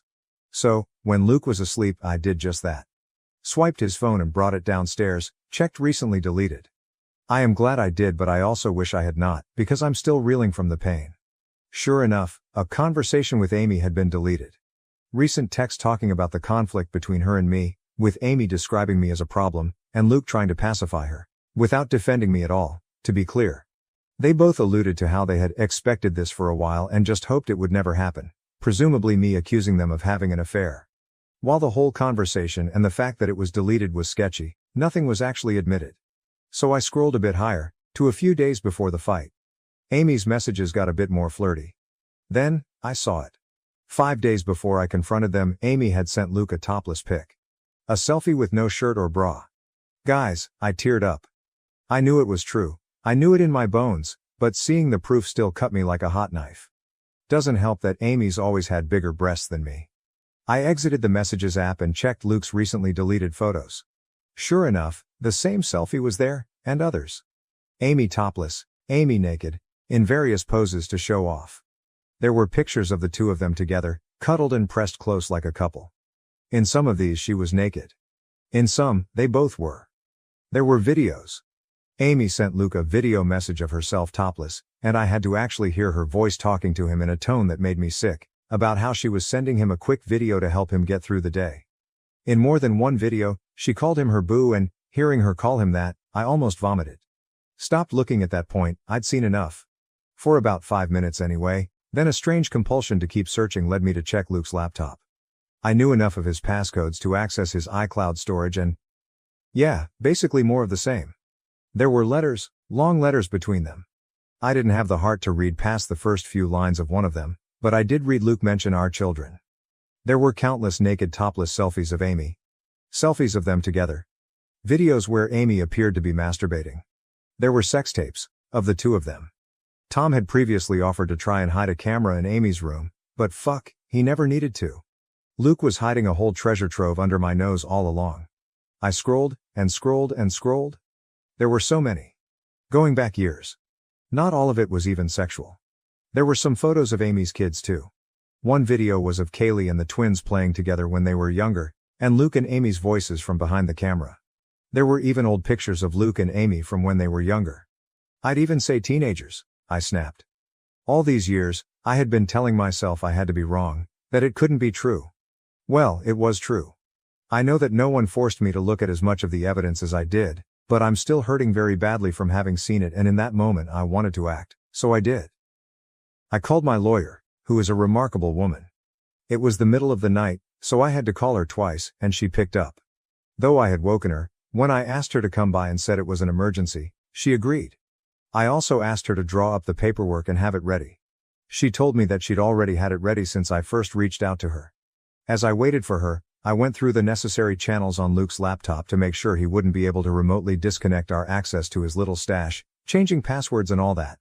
My lawyer, let's call her Paige, arrived, and I went outside to greet her in the car. Spent a good half hour in the passenger seat just crying, and she was great about that, before I passed her Luke's phone and his laptop, with all the information she needed to use them. She warned me that this could be considered theft. So I asked her to forward and print out copies of everything she could and then bring the items back, because I just couldn't bear to do it myself. She agreed. I went back inside, and then, I packed up Luke's things while the house slept. At one point Owen got up to use the bathroom and asked me what I was doing, but I told him I was just cleaning. Luke stirred once or twice while I was in the bedroom but did not wake. I got all of his things packed into trash bags and I loaded up the car. That's when I woke him up and told him to come outside. He was confused and half asleep, but he did notice things were missing. I ignored his questions and just told him to come with me. So he followed me outside. Once we were by the car, I pulled out the divorce papers and officially handed them to him. That was about when he figured out what I was doing, and he tried to talk me out of it. Tried to be sweet with me, to be tender. He kept insisting that he loved me and that there had never been anything with Amy. Kept trying to persuade me not to tear our family apart. Even 2 weeks ago, I might have wilted under him because the manipulation and gaslighting were truly masterclass, but I can see through it now. I didn't tell him that I knew he was full of shit, I didn't tell him what I'd seen, I just told him we were finished. He tried a different approach. He refused to go. Stated firmly that our children were his too and that even if we were separating, I had no right to just decide the kids would stay with me over him. This was where I very coldly presented the paperwork reminding him that the house is in my name, and told him under no circumstances would my kids be staying with Amy. He argued a while longer, but in the end he decided to be the bigger person, and keep the peace. At that moment I didn't care where he went. Before he left, he did ask about his phone and laptop, and I waved him off by saying they were in one of the bags. Bought a little time. I couldn't sleep for the rest of that night. I cried more. Eventually I realized I'd have to wake my children up early and explain to the extent that I could. Naturally, I woke Sophie first. I told her that I had kicked her father out and that I had discovered evidence of an affair on his devices. I did not specify what kind of evidence and she did not ask. I woke up the others and gently told them that their dad had gone to stay somewhere else for a while. That I wasn't sure where, but from now on things were going to be different. Louise was the one to ask if we were getting divorced, and I couldn't lie to her. I told her yes. Owen asked when they could see their father again and I wanted to cry. Sophie was a very big help, urging her siblings to be sympathetic to me right now and worry about Dad later. I knew better than to poison them against their father. Paige warned me against doing that as well, so I only told Sophie that the affair was confirmed since she had already been in the know. However, as the kids were getting ready for school, Owen approached me and asked me point blank if it was about Amy. If Luke was going to be with her instead of me. I couldn't answer, but I suppose that's an answer on its own. Got the kids to school, and my next step was calling to have the locks changed. I knew Luke would be back for his devices before long, but thankfully Paige returned with them before he showed up again. It was a very quick visit. She just told me that all was accomplished, and she had records of everything we would need in court. Sure enough, Luke turned up an hour later demanding to know where his laptop and phone were. I had set them back in our bedroom like they had never moved, and I just told him he had forgotten them. He insisted that I had said they were in one of the bags, so I just shrugged him off and told him I must have been mistaken. After he grabbed them, he tried again to reason with me, but I just showed him the door. I knew the kids would start to come home from school before long and I think he was trying to delay leaving so he could see them. I was not having it. I started shouting again and sent him on his way. I'm still just in absolute pain and despair for what I saw. I don't know if he'll realize that anyone went through his devices and made copies of the evidence, or if he suspects I saw anything, but he obviously didn't say so. After he left, I cried once again. Talked to my mother-in-law that night. Apparently Luke did show up to his parents' house, which was a surprise, as I was so certain he'd stay with Amy. But maybe even he knows how suspicious that would look to the children and doesn't want to rock the boat as much. Maybe he knows I'm more likely to let my children see their grandmother than Amy at this point, and he wants to see them to give his version of events. That is not happening. Kat already shared his version with me. that he relayed to her and Jim. That I'm having some kind of mental breakdown, that he wishes he could help me, but my paranoia is causing me to lash out and turn violent. I was never violent. I shoved him away when he tried to hold me, that is all. And what's so hilarious is that he didn't mention Amy at all to his parents. He didn't even frame it as me falsely believing he was having an affair. Even though that's his story when talking to me, he left Amy out of it when talking to his parents. Kat noticed that. She believes me. Jim doesn't know what to believe anymore. According to Kat, he seemed very troubled by what he heard from all sides. As for Amy, she's radio silent. Tom has told Sophie that she's acting like nothing is wrong but is clearly stressed out. That when her children ask, she makes the same sort of claims. That I am having some kind of emotional, nervous breakdown, and pushing her away, as well as Luke.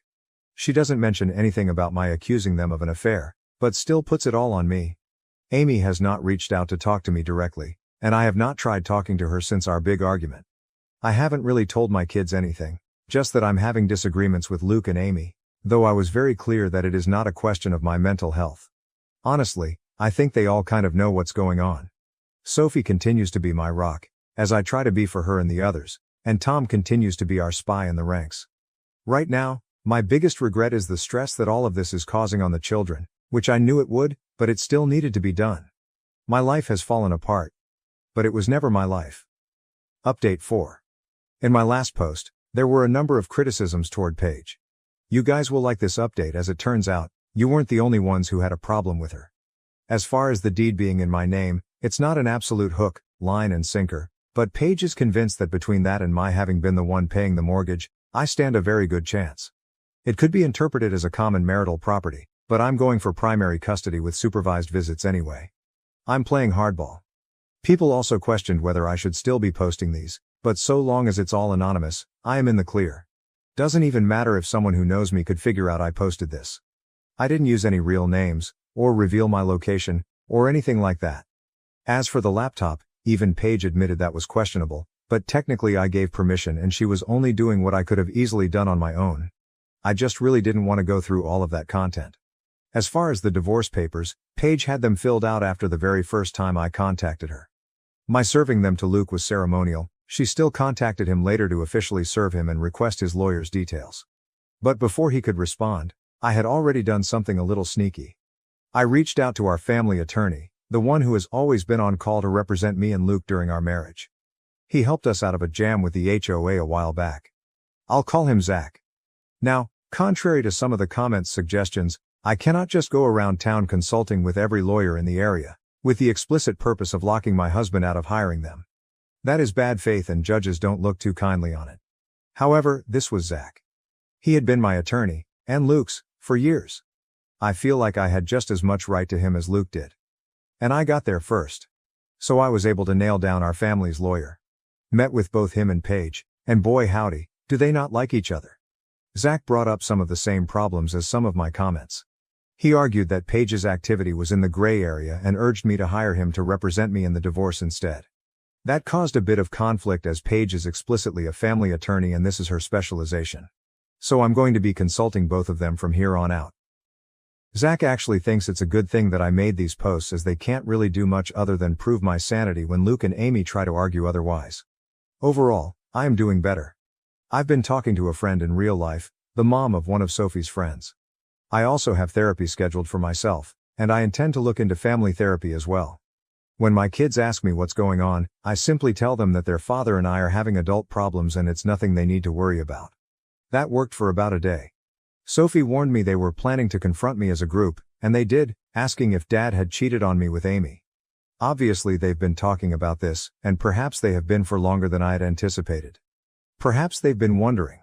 Again, even though I had absolute proof, I was hesitant to tell them as much, and let me explain why. I naturally wouldn't tell them about the pornographic content I found. I would simply say that I found messages between Luke and Amy revealing their affair. But, with the exception of Sophie, they wouldn't be satisfied with that. I already know Carter, curious little sweetheart that he is, would want to see these messages. So instead, when I was asked directly by my kids if their dad had cheated on me, I simply said I believe he did, yes. With as much sincerity as I could muster. I think they believe me. Tom and Sophie are texting nonstop, and from what I can gather, there's doubt among Amy's children as well, That this is about me losing my mind, and not about their mother being too close to my husband. I think it's slowly sinking in for poor Jim that what he didn't want to believe was possible is very much possible, and it's happening. I haven't shown him or Kat any letters or anything. They're hosting Luke, so I haven't had much of any contact with them at all. But I did have one phone call with Kat where we wished each other well. That was nice. In the background, I could hear shouting, and though Kat quickly went outside, I did hear what sounded like Jim shouting at Luke. He doesn't usually shout, he's the calmest man I've ever met, so in a way I'm worried about him but also relieved that the wool is being pulled off of his eyes. According to Kat, Luke is still staunchly denying everything. He was pretty upset when he found out that I had poached Zach though. Which gave me a kind of grim satisfaction. The test results came back. Sophie and Tom tested their DNA against each other to see if they truly are blood siblings. Here's a surprise. According to the test, they're not. They don't share any DNA.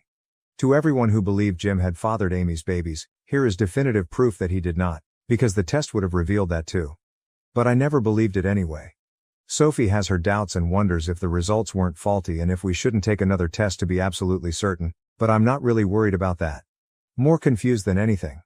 I was so certain Tom had to be Luke's son. He was too. Now he doesn't know what to think and I don't either. I obviously now know the affair happened and lasted years, and I know from the letters that Kaylee is Luke's child, or at least both he and Amy seem to believe she is, which confirms they were intimate 15 years ago. Now I'm just wondering for Tom's sake. Who if not Luke is his father? He does kind of look like Luke, but that might just be coincidence. In general, everything was quiet for a few days, until it wasn't. Until she finally showed her face. My best friend Amy. I am so happy I installed Ring cameras everywhere, as you are about to understand. Sure enough, Amy turned up on my doorstep and asked to talk. She had a relaxed demeanor and did not raise her voice. Assuming she was approaching me on Luke's behalf, I told her that I wasn't interested in talking to her and to just go away. She did not leave, but she didn't make a scene either. She persisted in telling me we needed to have a conversation. The kids weren't home, and did have cameras inside. I was also recording her on my phone and being discreet about it, so eventually I relented and let her in. I don't know if she realized she was on camera. We sat down on the couch, and she instantly got into the reason for her visit. Turns out, she and Luke know, or suspect, that I procured damning material from his laptop. Amy accused me of going through his devices and told me that anything I found was not my business and I needed to delete it. That was all she had to say. No apology. No admission of guilt. Didn't take responsibility for her own behavior. Hell, she might have known I was recording her, because she didn't even directly acknowledge what the sensitive material on Luke's laptop actually was. So I confronted her, letting out some of my anger.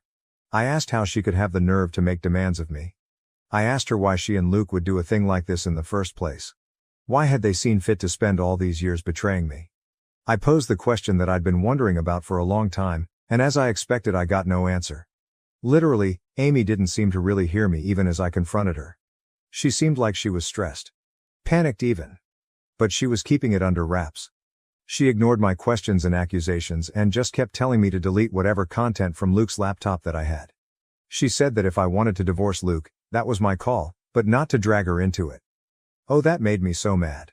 I kept my temper, but I did snap back that she was already very much in it.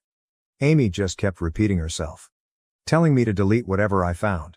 So I just refused. I asked her, point blank, why I should. Why did I have any reason to? Amy got more aggressive, raising her voice. She was trying to intimidate me, but I held my ground. She told me that this wasn't about me and that I needed to just do as she said. That it was very important. So I asked again, why? And yet again, she would not answer. So I asked her if Luke had sent her to do this or if she had shown up on her own. No answer to that either. It was like talking to a brick wall. So I asked her to leave. Just as I'd been afraid of, she wouldn't go. She refused to leave until I had deleted everything I'd found in front of her. I couldn't help laughing.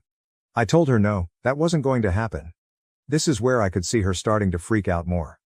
In another moment, she got up, ran into the other room, and grabbed my laptop. Before I could stop her, she smashed it on the floor. I really don't know why she thought that would work or get her the outcome she wanted. I think she was just panicking. Obviously, I still have everything, except now I need to buy a new laptop. And sadly, her doing this was out of frame of the camera, but it's fine. All of my important files are backed up, and at that moment I was more concerned that Amy would do something else drastic. She looked like she was going to have a breakdown. I tried again, very calmly, to tell her that she needed to leave or I would call the police. She refused again, and just kept repeating her demand that I drop this whole cheating angle and divorce Luke without trying to argue that an affair took place. At that point I just stared at her. At the woman I had considered one of my dearest friends in all the world. And I told her that I didn't owe her anything, but she owed her children the truth. That they had the right to know where they came from. Who Luke really was to them. Amy bristled and told me it was none of my business, that I didn't understand her family and I needed to back off. She kept going back to this idea that I could divorce Luke, but I must not claim he'd had an affair with her. I just told her that I didn't need her permission to handle my divorce how I wanted and told her again to leave. She got more and more desperate, and her anger accelerated to the point that she physically attacked me. I did not expect her to actually do this.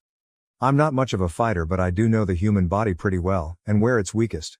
She hurt me pretty badly, but I got her off me. That part was very much on camera, and the whole audio was recorded on my phone. She finally left after that, and I immediately called to file a police report. I had the strangest feeling she'd try something similar and wanted to beat her to the punch. I was able to clean myself up by the time I had to face my kids, and while I downplayed the story, I did not lie to them about why I had a black eye. I told them, for their own safety, to steer clear of Amy. I also sent the footage to Paige and Zach, as well as pictures of my injured state before I cleaned up. They've also printed out the letters that reference Kaylee as Luke's child. I really feel like Amy just screwed herself over on all this. I don't know what her motives were. Was she protecting Luke? Was this his idea? Does she just really not want the world to know she's a homewrecker? Is she covering her own ass? As if people didn't know already. The more of my social circle I talk to, and inform of the basics, the more people are confessing that they had wondered in the past if Luke wasn't cheating on me, but didn't have any concrete proof. I suppose Amy doesn't want her kids to know who fathered them, which does line up, but I'm still not sure about Tom. I didn't ask Amy about him in particular. I don't know why you guys are so eager for these updates, but I don't mind posting them. I've never blogged about my life before. I'd imagine it feels something like this. Relevant comments. OOP on pressing charges. OOP, I included it in my report. The sound of the laptop breaking is definitely on my phone and should be on the camera as well. So far as I know, she hasn't been arrested, but I'm aiming for a restraining order now. Has Amy been arrested for assault? Send the recording of the attack. OOP, I sent word to Kat. As far as I know, Amy hasn't been arrested. Nah, that's evidence. I'm not sending it to anyone without the AOK from my lawyer. OOP on if Amy has family around or not. OOP, she's not in contact with her family and hasn't been for many years. They abused her. Luke's family became her family. She never actually admitted to having an affair, actually. I noticed that too. Brief update. Sept 18, 2024. Hey guys. It's been a rough week. A lot has happened. I don't really want to talk about all of it in detail, so I'm going to keep this short. I know I never shut up, it's just how I am, but I'm going to be much more brief this go around. Luke has a lawyer now. I don't know him. But he met with Zach and Paige. To everyone saying I should have Amy arrested, I probably could have if I'd shown the police the video. Instead, I just sent it to my lawyer. Maybe this makes me foolish, but even now, I think part of me is still trying to protect people I once loved and go easy on them. But everything's been on hold for the past few days, because Jim had a heart attack. I saw Luke and I saw Amy, and Amy's kids at the funeral. It was the first time we were all together since before all this happened. Nobody talked about what's going on, short of Amy briefly apologizing for what happened before. She did seem sincere, I'll give her that. But I wasn't about to call her out anyway. Amy, Luke and Kat all seemed pretty devastated. I was too. But we all agreed not to argue or talk about the divorce and to just let the day be a ceasefire to focus on Jim. Luke and I had a nice conversation about him. I've been spending time with my kids and taking a couple of days off work. I have enough of them on the back burner. Luke also saw the kids, twice, before and after the funeral, with me present. It went well. At my direction, and Sophie's, they didn't mention Amy, and Luke didn't try anything funny with any of them. I think he does miss them and hate that he can't see them, thanks to all this. The kids are also pretty upset about losing Grandpa, on top of not being able to see Dad as much as before. I don't think any of them blame me, but that's far from the point, frankly. Carter slept in my bed the last 3 nights.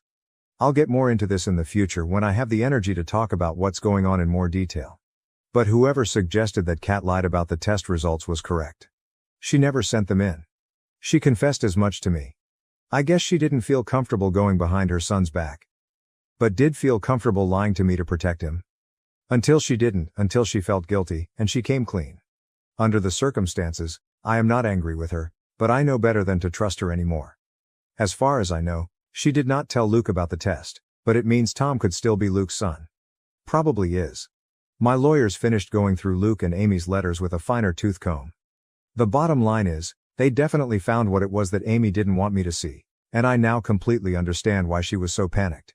It has to do with why Amy and Luke didn't marry conventionally. They did something very bad. But this is genuinely something that I'm not sure I should be talking about. Even on an anonymous internet post. I haven't even been able to collect my feelings about what Amy and Luke have done, especially with everything else going on, so I don't know if I should be more explicit. I'm sorry, I know that's not what anyone wanted to hear, but please try to understand. Paige agreed with me, that when in doubt, don't post it. I've told my lawyers to put a pin in it for now because I'm in no fit state to figure out how to proceed with it or if I should use it against them. I'm just feeling like shit, honestly. It's difficult not to blame myself for Jim. I can only imagine Luke and Amy are blaming themselves too. I know they're bad people. I don't forgive them. But this tore them apart as it did me, and I think all three of us feel like the divorce stressed Jim out to the point where it may have contributed. He already had heart disease. And in particular, I blame myself for showing him what I showed him. I showed him proof of the affair shortly before he died. I'll be carrying that with me for a very long time, even if I shouldn't. I'll update again whenever I do. I'm sorry, I'll respond to comments as I can. Now to the next story 5. Mother-in-law deliberately infected my daughter with chickenpox. I'm livid, she doesn't think it's a big deal. I can hardly type this out because thinking about it makes me so angry. Earlier this year my husband, 31M, and I decided to spend Christmas with his family for the first time since my daughter was born last September.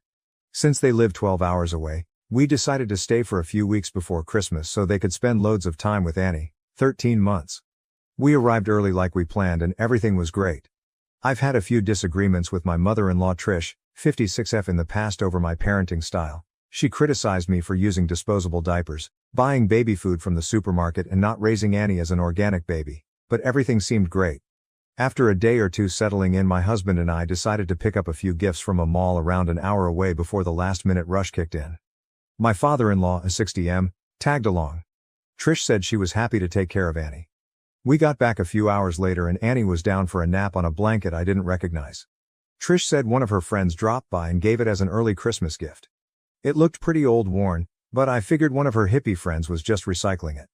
The next 2 weeks were fine, aside from Trish making a point to prepare meals for Annie from scratch. I mentioned this to my husband and he said to just let her be. Annie mostly mushed the food Trish gave her with her hands through the bowls on the floor, as she's been doing at the moment. Trish said it would take her a while to get used to nutritious meals. I was getting sick of her meddling, but it was only for a few weeks, so for the sake of the holidays I let it slide. The day after Christmas Annie was really unsettled and wouldn't stop fidgeting and crying. I took her temperature and she had a fever, so I kept an eye on her for the next few days and it thankfully started to go down. This morning, she started to get a rash and blisters on her arms and legs and I freaked out. I was packing a bag to drive to see a doctor when Trish asked where I was going. I told her Annie had a rash and I was taking her to see a doctor. She got a weird smug smile on her face and told me there was nothing to worry about. When I asked her what she was talking about, she said without even looking at Annie that what she had was just chickenpox. I asked her how she could possibly know that and she casually admitted one of her friend's grandkids had chickenpox a few weeks ago, so she asked them to wipe a blanket over the child's arms, legs and face and bring it to her house. At this point I couldn't believe what I was hearing. So I asked if that blanket was the gift Annie was sleeping on. She said it was. I lost my shit. To be honest, I don't really remember what I said because I was up most of the night for 2 days checking on Annie. I just unleashed on Trish asking what the fuck was wrong with her. My husband and father-in-law came to try to calm things down and Trish dug in her heels and said chickenpox was the best and most natural thing for Annie to build up her immunity. I already have a vaccination schedule in place with my pediatrician and she was booked in to get immunized for chickenpox at 18 months. We drove to see the doctor and he confirmed she had it. He said I'll have to cut Annie's nails short and might have to tape socks on her hands while she sleeps because kids so young can scratch until they bleed and that will leave scars.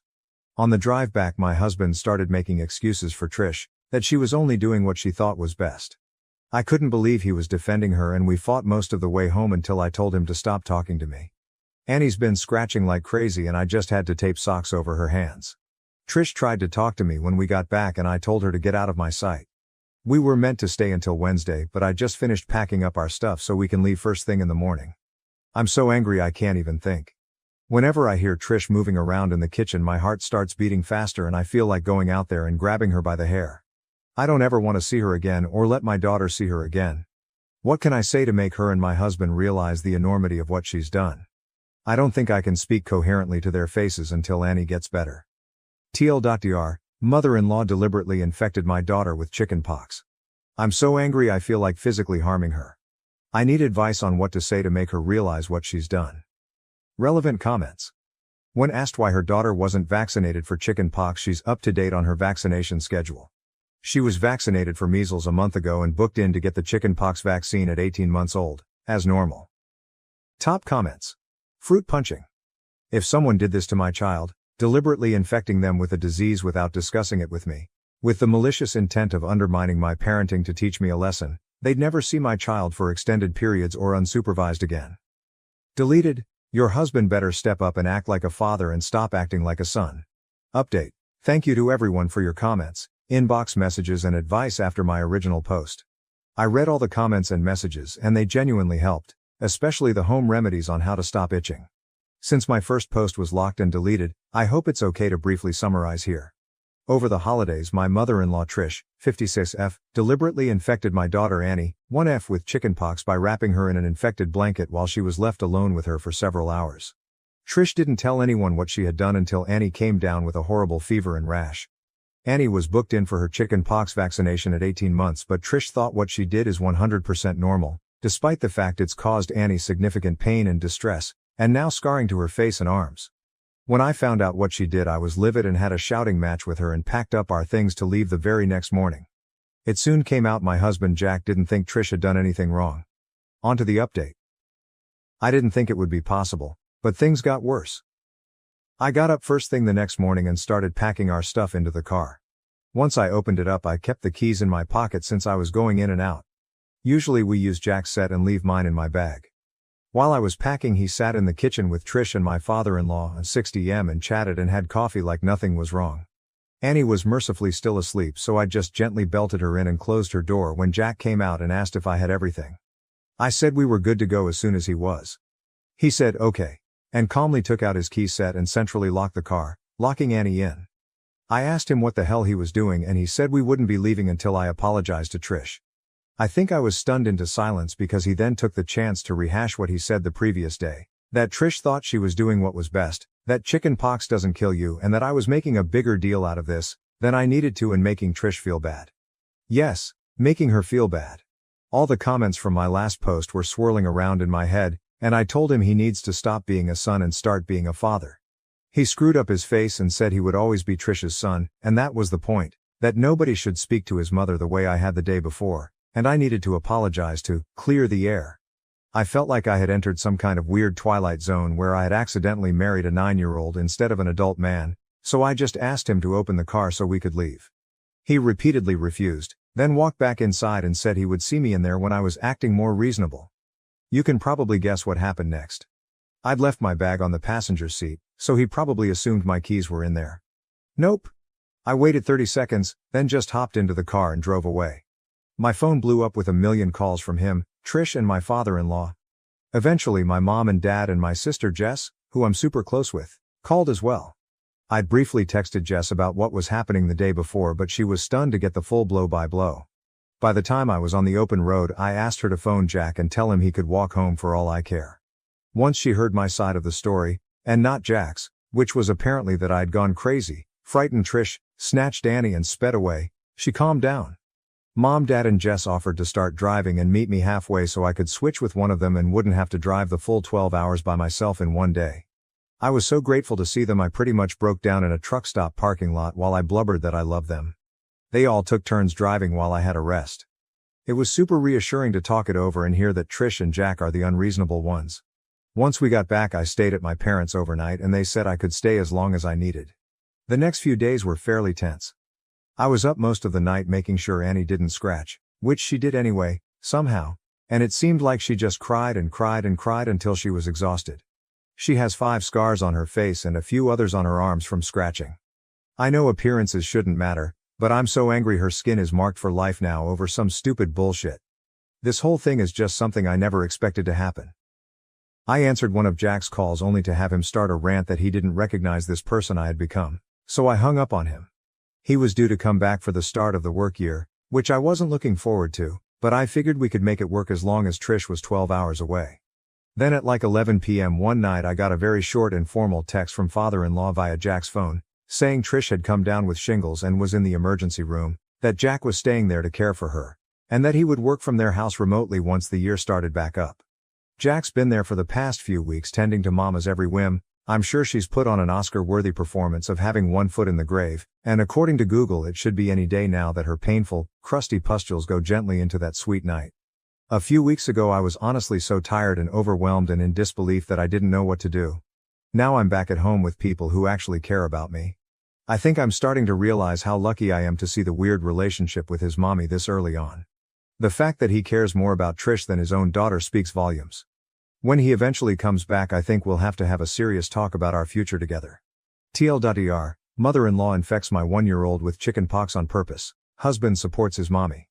He tries to force me to apologize to her by locking our daughter in the car, but I peace out with a spare set of keys.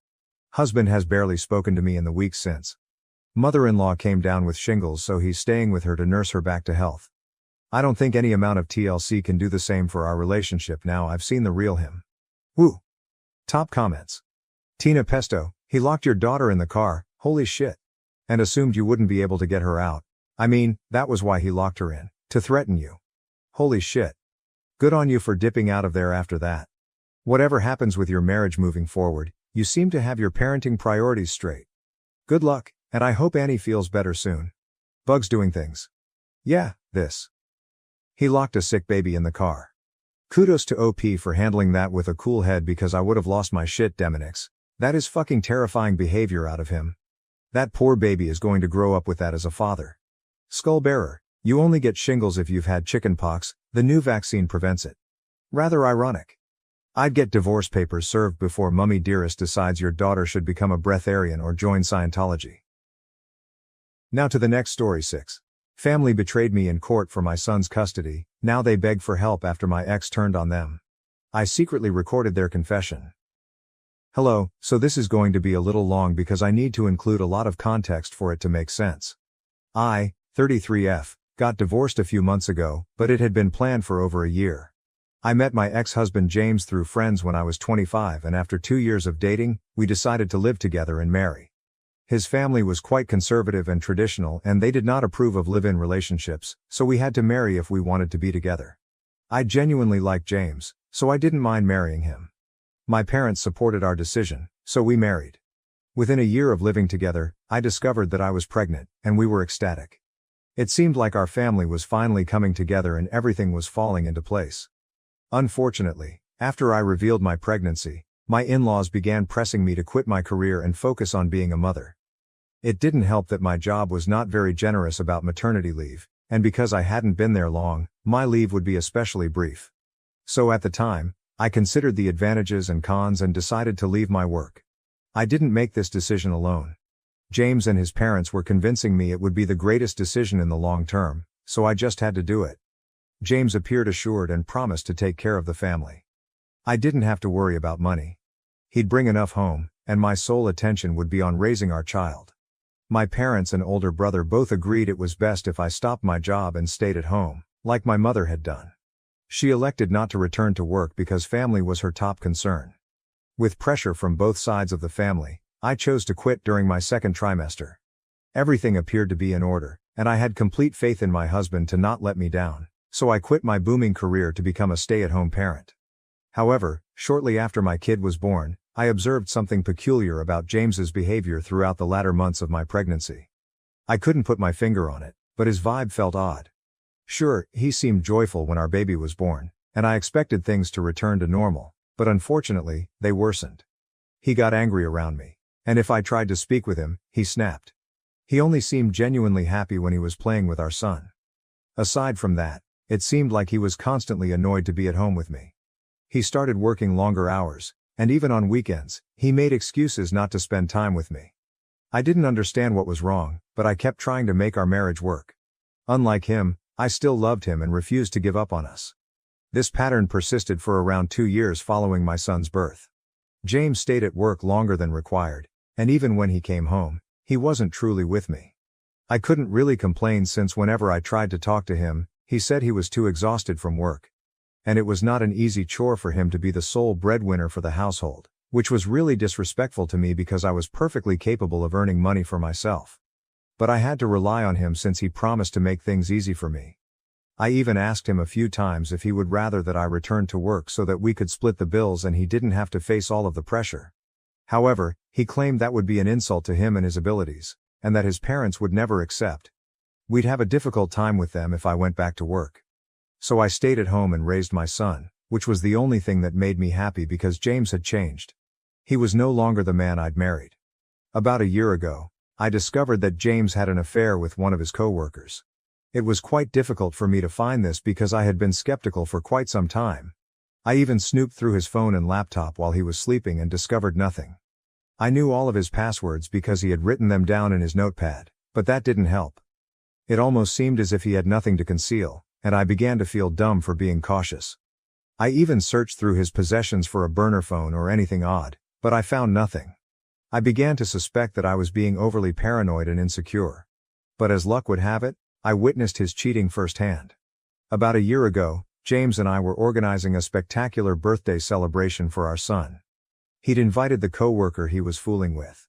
She was a single mother with a youngster around our age, so I wasn't surprised she got invited.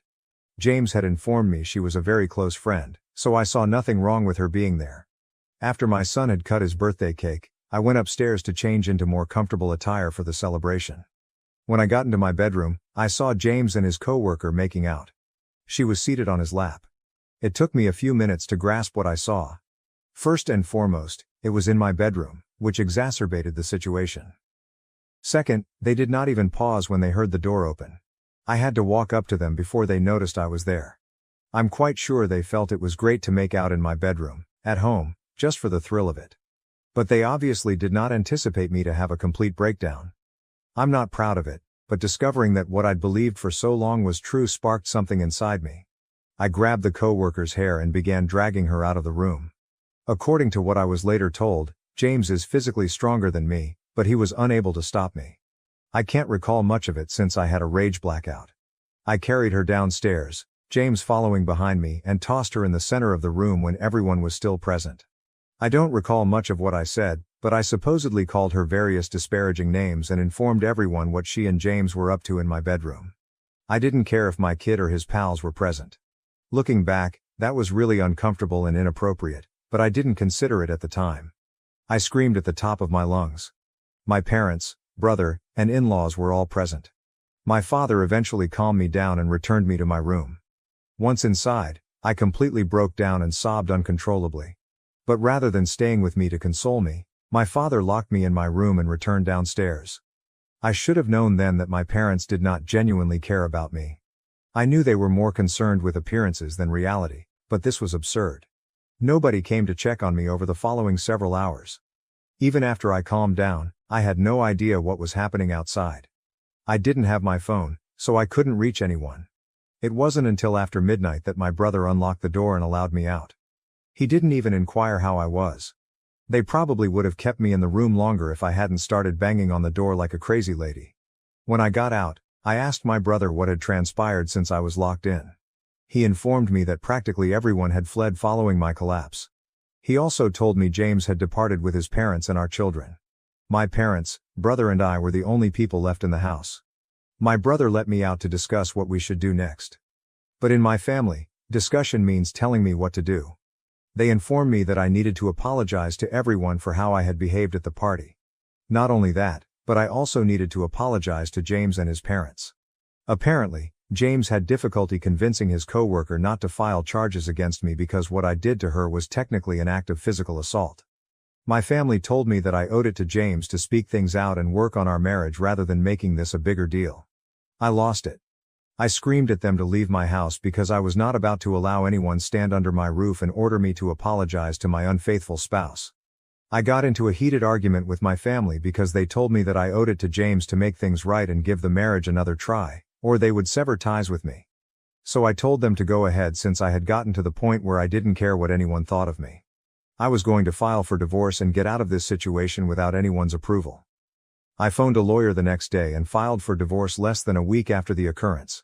James was served shortly after, and he had the arrogance to express disappointment and disbelief. He returned home the same day he was served with the divorce papers and demanded an explanation. I told him I was not going to take him back after what he had done and how he had disrespected me. We had a nasty verbal argument in which I called him a lot of names, and he promised me that I would never see my son again. I had no idea he would actually keep his word. Then the legal struggle started. We had very few common assets, so the divorce proceedings were far smoother than the custody battle. The house belonged to me because I bought it with my own money, and there was no doubt about that. Everything else was to be auctioned with the earnings divided between us. We only had to wait the 6-month waiting time mandated by the state, after which the divorce would be finalized if a settlement was made.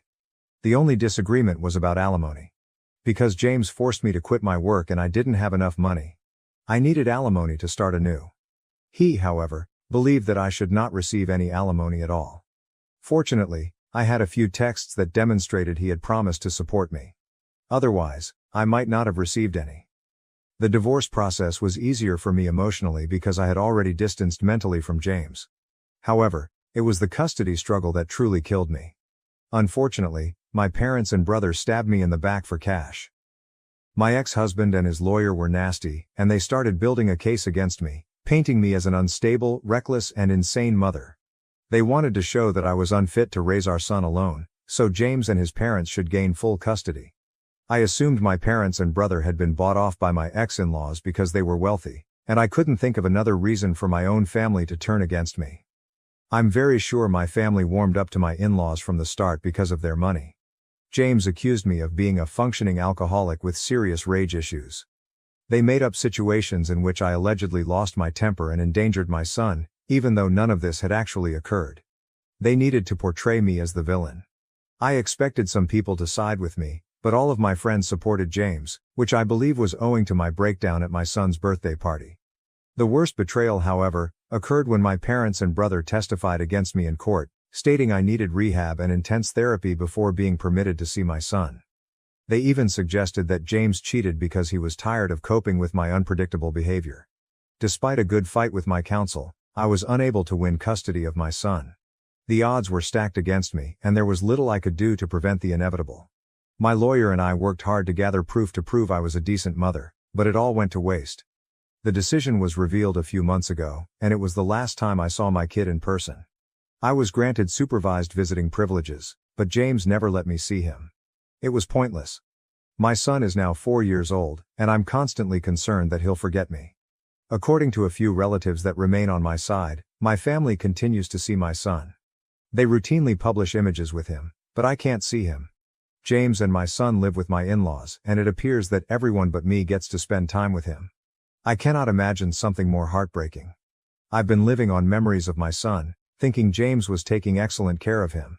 I don't think I could have provided a comfortable life for him on my current pay, given I've only lately resumed working. I got a job at a friend's startup, but it doesn't pay well. Most of the employees are in their early 20s, working for experience and expecting to advance to better chances. Although I receive alimony, it is insufficient to maintain my previous lifestyle. I can't cut expenditures like a bachelor, but it's all I have right now. I had wanted to reapply for joint custody once my life was in order, but an unexpected chance presented itself a few weeks ago. My parents contacted me after months of silence to ask for assistance. It turned out that James was not the fantastic man they thought he was. My brother sent me an email requesting that I come over to their place since they had realized something crucial and wanted to come clean. They were tired of keeping secrets from me and wanted to be a part of my life again. I tried to ignore the email, but I couldn't quit thinking about how this might help me get my son back. So I went to their place that evening. I anticipated them to be living like kings after selling me out for money from my ex-in-laws. However, they were actually living in worse conditions than previously. My son, on the other hand, was overjoyed to see me, which added to an already wonderful evening. When I visited my family that day, they practically began pleading for forgiveness as soon as I walked in the door. Apparently, they recognized how severely they had messed up and there was no turning back, yet they still wanted me to forgive them. After the divorce, when my ex-in-laws and James were approached about the money they had been promised, James informed my family that it was no longer occurring. Apparently, they had just been told that they would be well compensated if they turned on me and testified in their favor. However, there was no written evidence to support it. If my relatives tried to go back and inform me about everything, James and his family would make sure they never saw my son again. So, for the protection of my son, they agreed to keep their mouths hidden, even though they had not been paid as promised. But things grew worse. They were not only pushed into testifying against me, but they were also treated as free babysitters. Every day, James would drop off our boy at my parents' house and they had to watch him while giving up their own time. It was really inconvenient because both my father and brother had jobs to attend to, and my mother couldn't handle all of the housework and caring for her grandchild on her own because she was getting older. So either my father or brother would have to work from home every day, which was growing increasingly tough for them, which is why they approached me to finally put an end to it. Apparently, they wanted to make a deal with me. They told me that if I provided them the money my ex-in-laws promised, they would represent me in court and ensure that I got custody of my son. I was going to recommend it myself, but it wasn't unexpected that they did. My family had always been materialistic, and this was especially true now that my father's business had failed and they were back to working for other people. Obviously they would want money more than ever now because my father wanted to retire but didn't have enough saved because he had invested all of his money in the firm, which eventually failed. They claimed they could make up a tale about how they were forced and coerced into testifying against me so they wouldn't be charged with perjury while under oath. They were unaware that I no longer required their assistance. I had been recording everything they said since the moment I came inside the house since I suspected something was wrong and didn't want to take any chances. So I had already recorded everything. Nonetheless, I encouraged my family to give me screenshots if they had any to prove they had been used and lied to, and I promised to help them. Following that, I departed. I'd already seen my son, and I had more than enough evidence to seek custody again. So that's what I did the next day with my lawyer. This time, I was ready. The custody lawsuit is still ongoing, but one thing is certain. I will be able to prove that none of the accusations James made against me were accurate, and that my family had been lying about everything all along. I've already listened to the recording, which has greatly influenced my decision. James and his lawyer are literally rushing for evidence, while I take it all in and enjoy the show. This is what they made me go through the last time, and now I get to do it to them. It's karma at its best, and I couldn't be happier. The only thing that hasn't been ideal is that my family has said I used them, just like James did, and that I had no right to record them without their permission and use it against them. However, in my state, that is perfectly legal and acceptable in court. I had no idea what they were talking about until they told me I had broken their trust by recording them. Bold statements from those who broke my confidence by siding with my ex-husband in the custody dispute. They believed that what I did was wrong because what they had done was out of necessity. They needed the money. But I didn't need to screw them over and expose them to perjury. They stated they had already committed to assist me and testify against James and his family, so I didn't need to go behind their backs. They keep contacting me, and it's becoming increasingly difficult for me to ignore. So am I a jerk for going over my family's back and putting them in danger of being charged with perjury? Update 1. Hello everyone. The custody dispute is still ongoing, and James and his lawyer are working tirelessly to show that they have been speaking the truth. Of course, they might be charged, and since it is a criminal, they could face jail time. But it is not my business right now, and it should not have been at any time. I'm not sure why I was worried about my parents when they obviously weren't concerned about me when it was my turn. So it's basically tit for tat right now. The comments section made me realize how entitled my parents were. Anyway, I've terminated connections with them. They can all go wherever they choose. I want my son to be okay and with me. I've waited long enough for this, and I'm not going to allow my family's victimization of themselves to stop me. If they can sell me out for money, I don't think I need to be loyal to them. I am done now. Update 2. So the good news is that I've finally gotten custody of my son. I don't think I've ever been this happy in my life. The second good news is that my in-laws, James and my family have been charged with perjury and they may face jail time. I'm sure they're regretting everything now, but I don't care since I got what I wanted. My son back, which was all I ever asked for. According to what I know, James is still attempting to fight it and avoid jail, but I don't think it will work. I've already applied for a restraining order against all of them because I've been receiving extremely frightening text messages, and I'm certain it's from these folks. Nobody else would want to hurt me, unless it was them. Things have been really busy and crazy over the last several weeks, but I'm finally learning to slow down. I badly want to spend more time with my son, therefore I chose to shorten my working hours. I've also considered selling my property and moving to a smaller apartment to save more money. I still have a lot of work to do. Repairing my relationship with my son will not be an easy process. Even though he is glad to be with me, he continues to inquire about his father and grandparents, and I am at a loss for words. He's told me a few things about them, such as how he spent the majority of his time with his grandparents and how his father and my in-laws were only available for a portion of the day.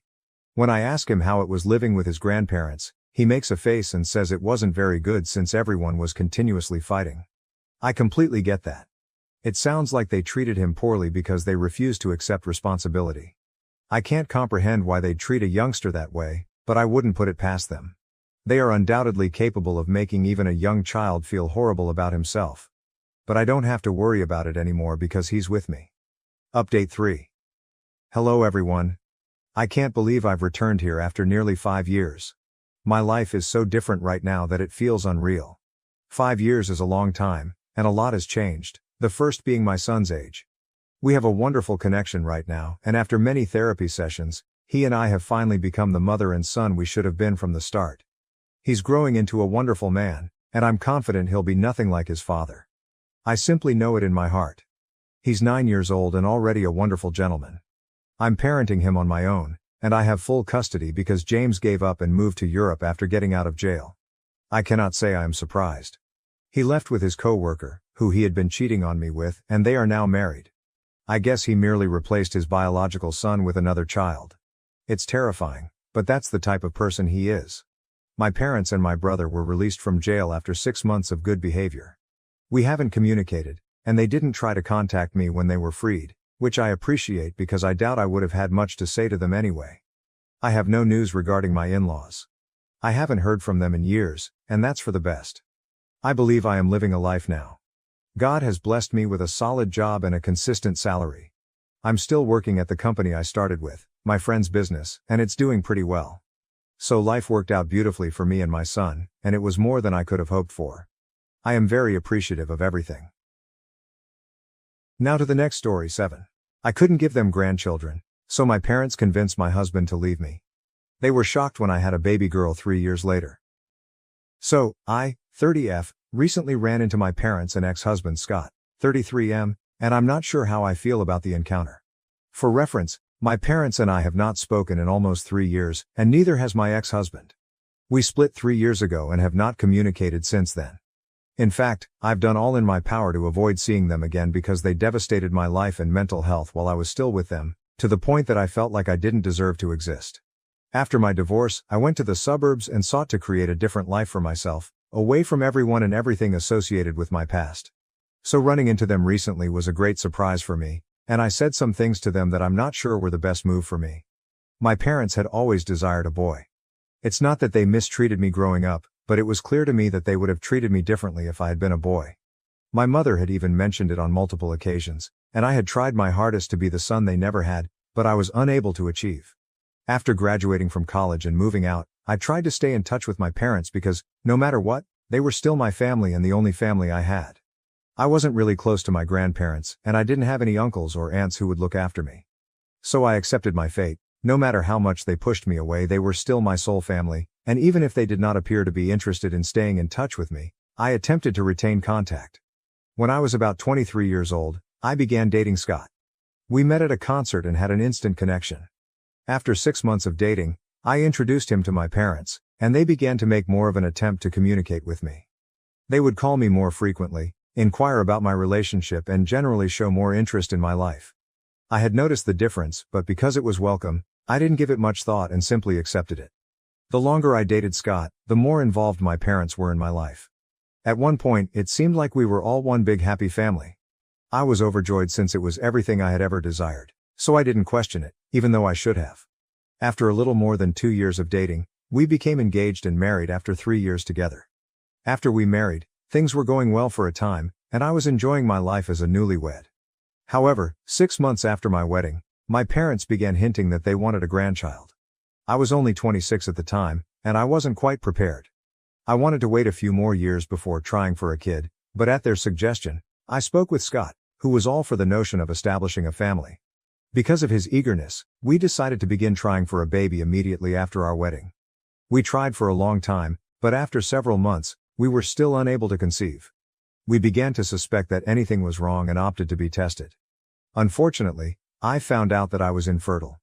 It was a great shock for both of us, but my parents were even more disappointed, and they didn't even try to hide it. My father went away instead of comforting me when we told both of our parents. We decided to stop trying for a while, and Scott and I spoke about attempting other methods, such as IVF. However, this would be extremely costly, and success on our first effort was not certain. So we had to postpone our plans to raise a family until we had saved enough money to cover multiple rounds of IVF. We were satisfied with that, despite our initial disappointment. However, my parents were really dissatisfied.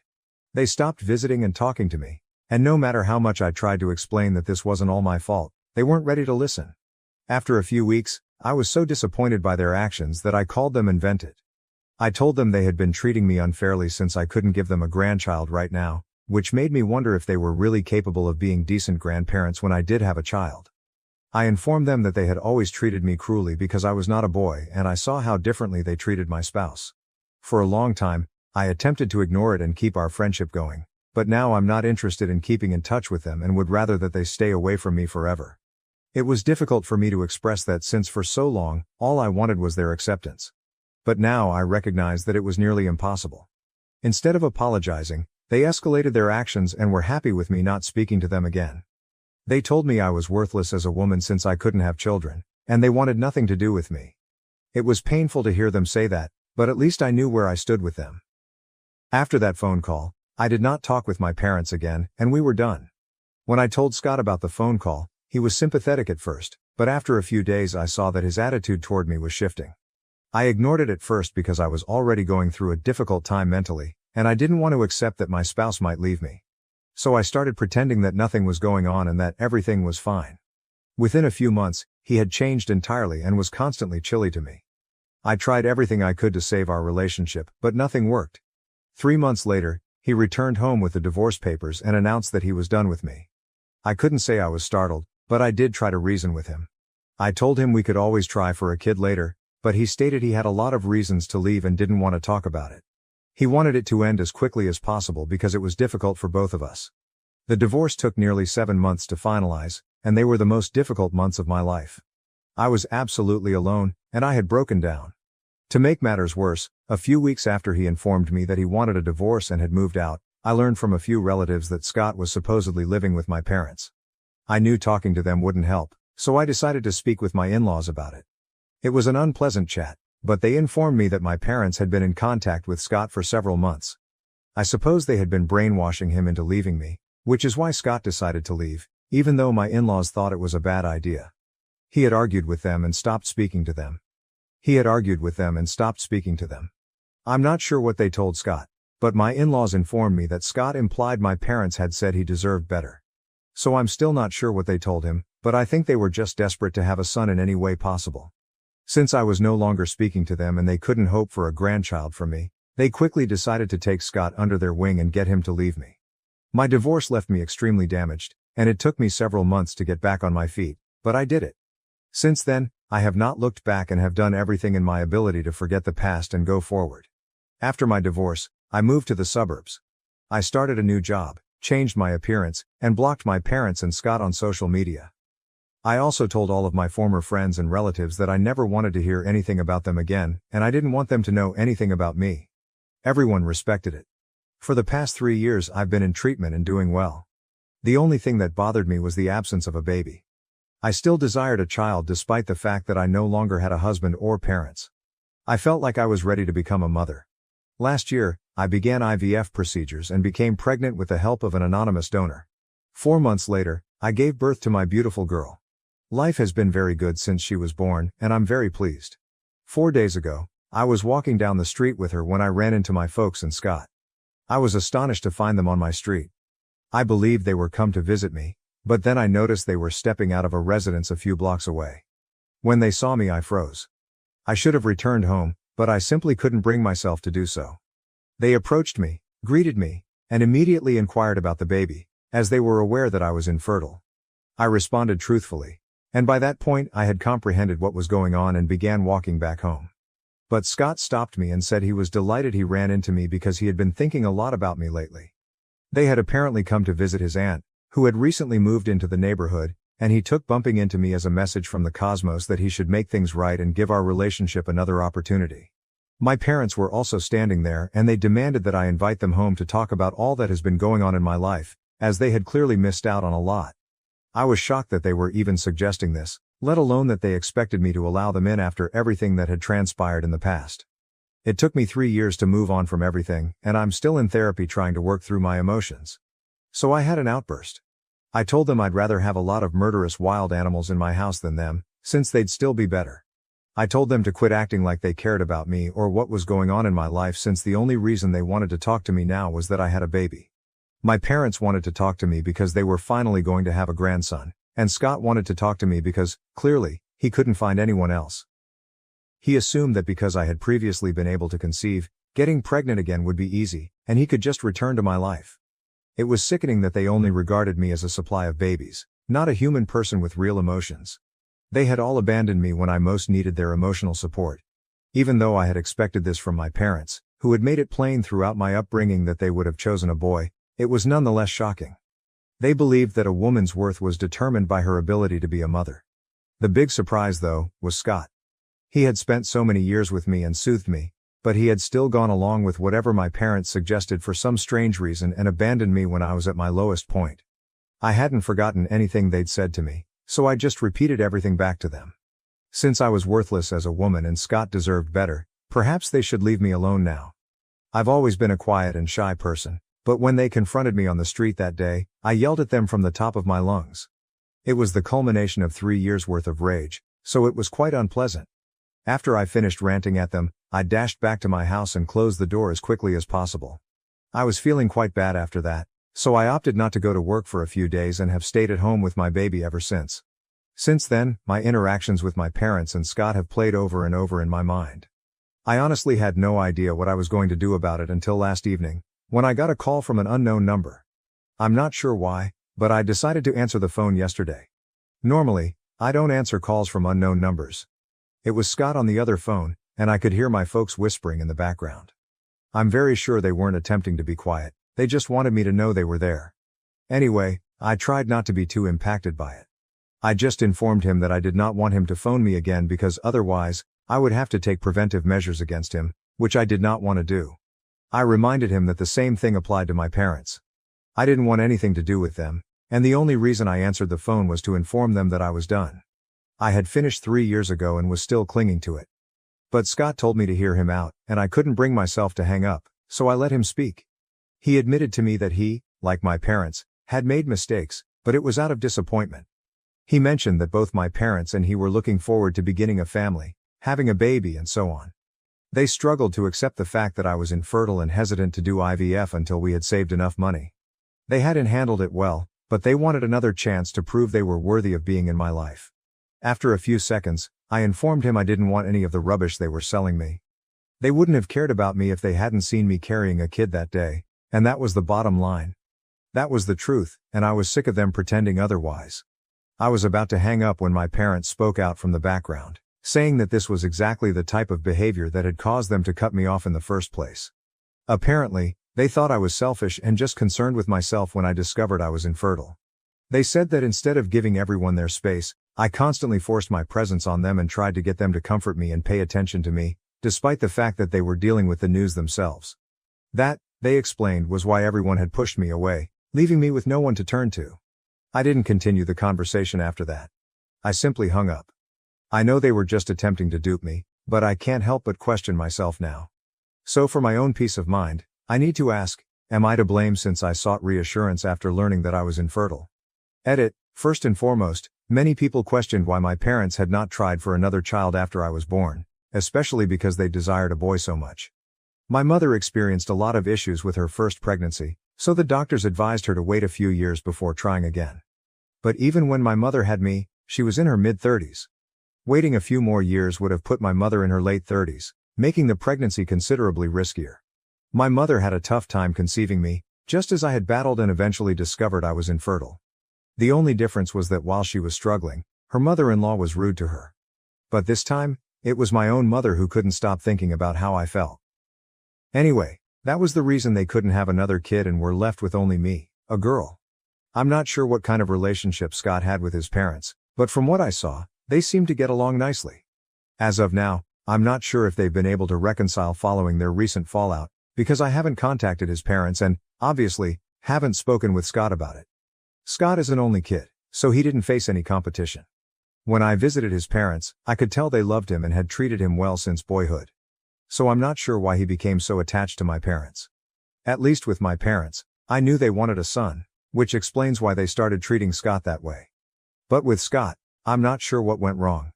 I've spent the last 3 years trying to forget about everything, so I hadn't given it any attention or questioned it. But now that you've brought it up, I feel compelled to speak with my ex-in-laws to get to the bottom of it, if only for my own curiosity. Anyway, I hope this answers any questions. Update 1. I decided to speak with my ex-in-laws to find out why Scott has been acting the way he has. To be honest, I couldn't think of a single reason why he needed to go visit his aunt with my parents. It was simply bizarre. I already knew it wasn't my fault. They had deserted me when I needed them because they are bad people, and I knew they were only attempting to gaslight me. I just wanted reassurance and didn't want to bother my friends with it because it was too personal, so I shared it here. So, thank you to everyone who informed me that I wasn't the terrible guy here. It was weird reaching out to them after 3 years of no communication, especially because the last time I spoke with them was around the time of the divorce. Fortunately, they were pleased to hear from me. After some small conversation, I came right to the issue and inquired why Scott was so close to my parents, and if they had contacted him. They told me that a few months after their last battle, they had reconciled with Scott and were now in contact with him. However, he had kept in touch with my parents. They clarified that Scott was adored as a youngster, so he wasn't attempting to replace his parents with mine. However, my parents had been suspicious since the start of our relationship. Even when we were dating, they attempted to persuade him to join them. Scott had informed his parents that my parents would periodically invite him to supper, even when I was busy, and that he would accompany them alone. He thought this was something to brag about because he believed he had impressed my parents simply by being himself, which was partially correct. Being a guy was enough to impress them. They had already spent a lot of one-on-one time together without my knowledge, and Scott had begun to look up to them as parental figures, despite the fact that he had his own parents who he respected. It was very complicated. On top of that, my parents were continually showering him with expensive presents and writing him checks. That was the money Scott offered to use for IVF while we were together, but I assumed he was joking because we didn't have that much money. I never wanted him to do anything dirty for money, and he didn't want to tell me that he had gotten a large sum of money from my parents since it would have forced him to reveal the nature of his relationship with them. Even after that, I declined to go with IVF because I did not believe he had the funds and I wanted to save. My parents used that to persuade him to oppose me, claiming he deserved better, someone who believed in him. Within a few months, they were able to brainwash him, and he eventually left me. My ex-in-laws apologized to me, but said that while they disagreed with Scott's relationship with my parents, he was their only son, and they couldn't cut him off either. I don't blame them, they owe me nothing, and they were only being helpful by speaking the truth. Now that I know the reality, I see no need to entertain any of them if they contact me. They're all horrible people that don't deserve my attention. Update 2. I finally decided to return to work after nearly 2 weeks off. Fortunately, I have plenty of maternity time left because I did not take the entire 6 months off in one go, and my company's policy is flexible. While I was at work, just my daughter and her babysitter remained at home. I trust the nanny totally because she has excellent recommendations and I know her personally. She's an excellent woman. She called me about halfway through the workday. She quickly informed me that she had moved my kid to her own home since she was unsure whether staying at my place was safe given my ex-husband's conduct. I consented and let her take my daughter home, guaranteeing their safety, and then contacted the cops as I drove home. On the phone, she told me that Scott had been outside for a few minutes, yelling for me to come out. When he learned I wasn't home, he attempted to kick down the door. He was cursing loudly and my daughter was sobbing, so my nanny called me right away so I could notify the police. She exited through the back door and strolled to her home via the backyard gate, as she lived only a few minutes away. That way, my baby could be safe while I dealt with my ex-husband and the cops. To be honest, compliments to her. Her primary goal was my child's safety and well-being, which was appropriate. When I got home, the cops had already arrived, and it was clear Scott had been drinking. It seemed strange because it was only around midday, yet there he was, inebriated. I decided to file charges against him because he had really ticked me off and I wanted him out of my life. This also offered me the opportunity to get a restraining order against him, since he was plainly losing control. The authorities took him away, and a few minutes later, my nanny returned with my daughter. I gave her the rest of the day off because I planned to stay at home with my child. I'll probably have to take a few more days off from work, but I'm not complaining because I get to spend more time with my favorite person. Update 3. It's been a few weeks since my previous post. I've been busy caring for my baby and decided to embark on a new project, which has been exciting. Regarding the situation between my parents and Scott, I was able to obtain a restraining order against him. Fortunately, it wasn't too difficult because I had surveillance tape from the day he showed up intoxicated and started throwing a fuss when he learned I wasn't home. I suppose my parents looked at his condition and decided not to bother me anymore, so they've been staying away. My ex-in-laws informed me that, following what happened, they have decided to cut relations with Scott as well. Apparently, he's having trouble locating other ladies, despite his desire to start a family. He can't do it without a partner, and he dislikes the thought of adopting, which may explain why he acted out the other day. But it doesn't mean I have to forgive him, especially given everything he's put me through. My parents are still attempting to badmouth me to my relatives, which is unfortunate because it isn't working. Everyone knows they did the worst thing to me, and now they're pretending they're the victims. That's not how it works, and they're finding out the hard way. I'm delighted they won't have any relationship with their grandchild. I won't allow it. My kid and I will have a lovely life together without anyone troubling us, and I'm determined to be a far better parent than the ones I had as an example. Now to the next story. 8. My fiancé asked for an open relationship just weeks before our wedding. Am I the asshole for canceling the wedding? We were less than 2 weeks away from getting married when she asked me to accompany her to therapy. She was already seeing a therapist on her own and asked me to join her for a conversation before the wedding so we could be entirely honest with each other. That sounded unusual to me. I assumed we were already entirely honest with one another. After all, we were getting married in 2 weeks, right? She was also quite protective of her therapy sessions and did not discuss them openly. I'd never met her therapist, so being welcomed there felt out of place. The day came, and I attended the session. To protect myself, I kept my phone open and recorded audio. My fiancé had already arrived and I had to wait 20 minutes before being let inside. The therapist greeted me, shook my hand, and we exchanged light talk. She informed me I wasn't as my fiancé had portrayed me. I assumed she was attempting to congratulate me. The therapist then turned to my fiancé and told her, "This may be more difficult than we anticipated." That freaked me out. But I remained calm, smiled politely, and did not respond. The therapist gave a brief speech that I do not like to repeat. As the therapist began emphasizing that we live in a modern world, my fiancé grasped my hand and expressed her desire for us to have a non-traditional marriage in the future. I grinned, not quite knowing what that meant. I assumed she was referring to seeking an equal partnership in which she would not be expected to give up her job or independence, a current girl power message. But it was something else entirely. She was talking about wanting to be able to sleep with other men once we married. I was stunned. It's 2018, I reminded myself, but seriously. She went on to say that she deeply loved me and would not be happy with me having the same freedom since the thought of me being with other women would break her heart. She couldn't take the idea of someone else stealing me from her. I allowed them to finish chatting. They both appeared to gain confidence, most likely as a result of my silence. It felt like they had practiced this. After they were finished, I asked the therapist if she was licensed. Her reply indicated that she had not expected that to be my first question. She agreed, so I instructed her to explain to my fiancé why we would not be marrying and would no longer be a couple, effective immediately. I wished them both luck and exited the office. I'm considering reporting to the therapist.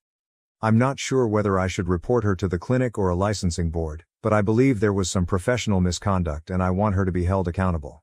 That session did not go well for me at all. To be clear, that conversation would never end well. Even if my fiancé had wanted an open marriage in which I could sleep with other women, I would still have called off the wedding. That is not a marriage. It is a fake. It's also occurred to me that she might have already cheated on me. Looking back, certain things do not add up, and now that I have clarity, I feel foolish. I listened to the recording again, and I still can't believe what they said. Anyway, I called the wedding off. I'm normally a laid-back guy. I avoid arguments and conflicts because I follow principles and utilize common sense. Perhaps that gave my ex the impression that I was a pushover, but she was completely mistaken. After listening to the recording a few times, I'm convinced the therapist understood I wasn't how my fiancé described me in their sessions, hence the comment, "This may be harder than we thought."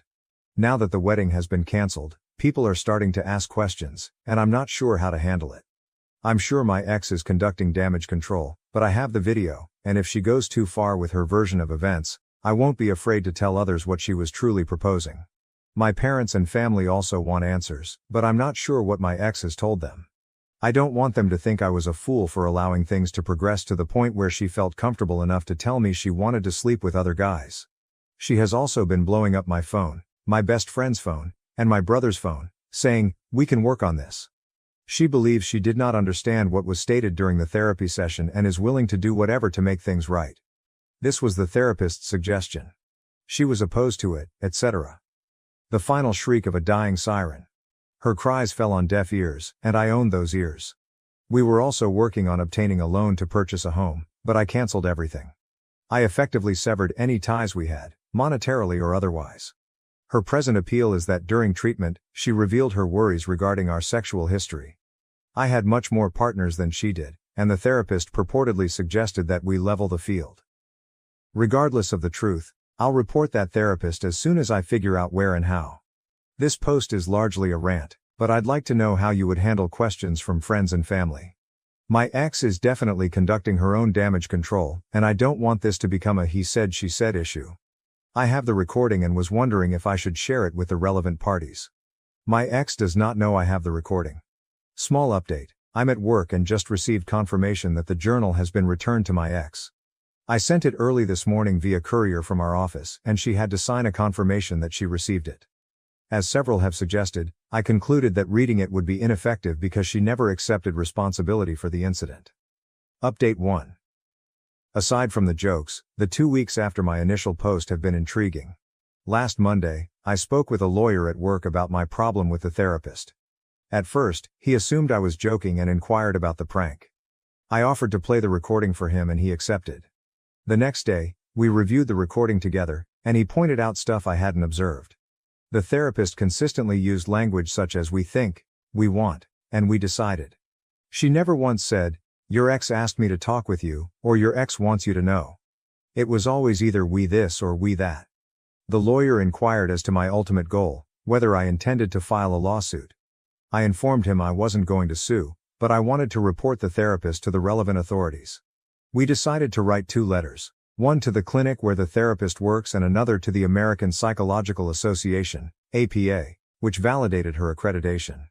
By Wednesday, a few more people at work had become aware of the problem, including one of the case researchers. She looked up information about the therapist, including internet ratings and contact information for 2 of her prior clients. The therapist did not have the best reviews. Several people were furious with her, and we were able to reach 2 of them via social media. When we described the scenario, they were eager to assist. Their stories were not any better than mine. The letters expanded in length as we included signed reports from the other 2 people, as well as my personal explanation of how my ex changed after starting therapy and a thorough account of my session with the doctor. Last Friday, I met with my ex's parents. They arrived at my parents' place and we had a conversation. My ex was also present and further material was revealed, which was then included in the report on the therapist. This week, reports were sent out and the clinic responded. They called our office Thursday morning, most likely to see if the allegation was legitimate. We spoke with one of their lawyers over the phone, and after we determined it was serious, someone on the other end was heard saying, "Well, crap." They stated that they were treating the situation extremely seriously. One of my coworkers noted that the clinic had received prior complaints, but never one this well documented, which could explain their prompt response. Their letter also stated that they were notifying the APA, which could have additional pressure. I'm not sure what will happen, but I consider my problem to be resolved. However, after speaking with the other 2 former patients, I strongly hope that the therapist will be probed. She sounds insane and certainly has a plan.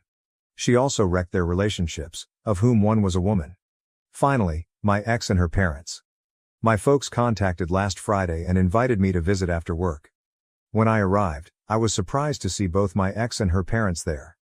My initial thought was to go. This meeting was meant to be on my terms, but it appeared that she was attempting to control the situation. Let me tell you, it was not going to happen. My ex waited for me outside. She looked great. If there was ever a girl you wanted your parents to meet, she was it. She informed me that they were coming to speak with me and see if we could resolve this. They did not refer to her parents. Either she never informed them what happened, or she told them a version of the story that they did not believe. She had a journal with her and stated that she began writing in it before treatment and continued until Friday morning. She said I should read it since it will clear up all the uncertainty. I informed her it wasn't a book club. I wanted to go inside and start the chat, but she requested for 10 minutes to talk before meeting with her parents. She continued handing me her journal and began crying. Then my sister arrived, followed by my ex's sister. They had been there all along and came out to check on us. So I took the diary, walked inside, said hello to everyone and then left my ex in the back of the garden, in the most remote part of my parents' yard.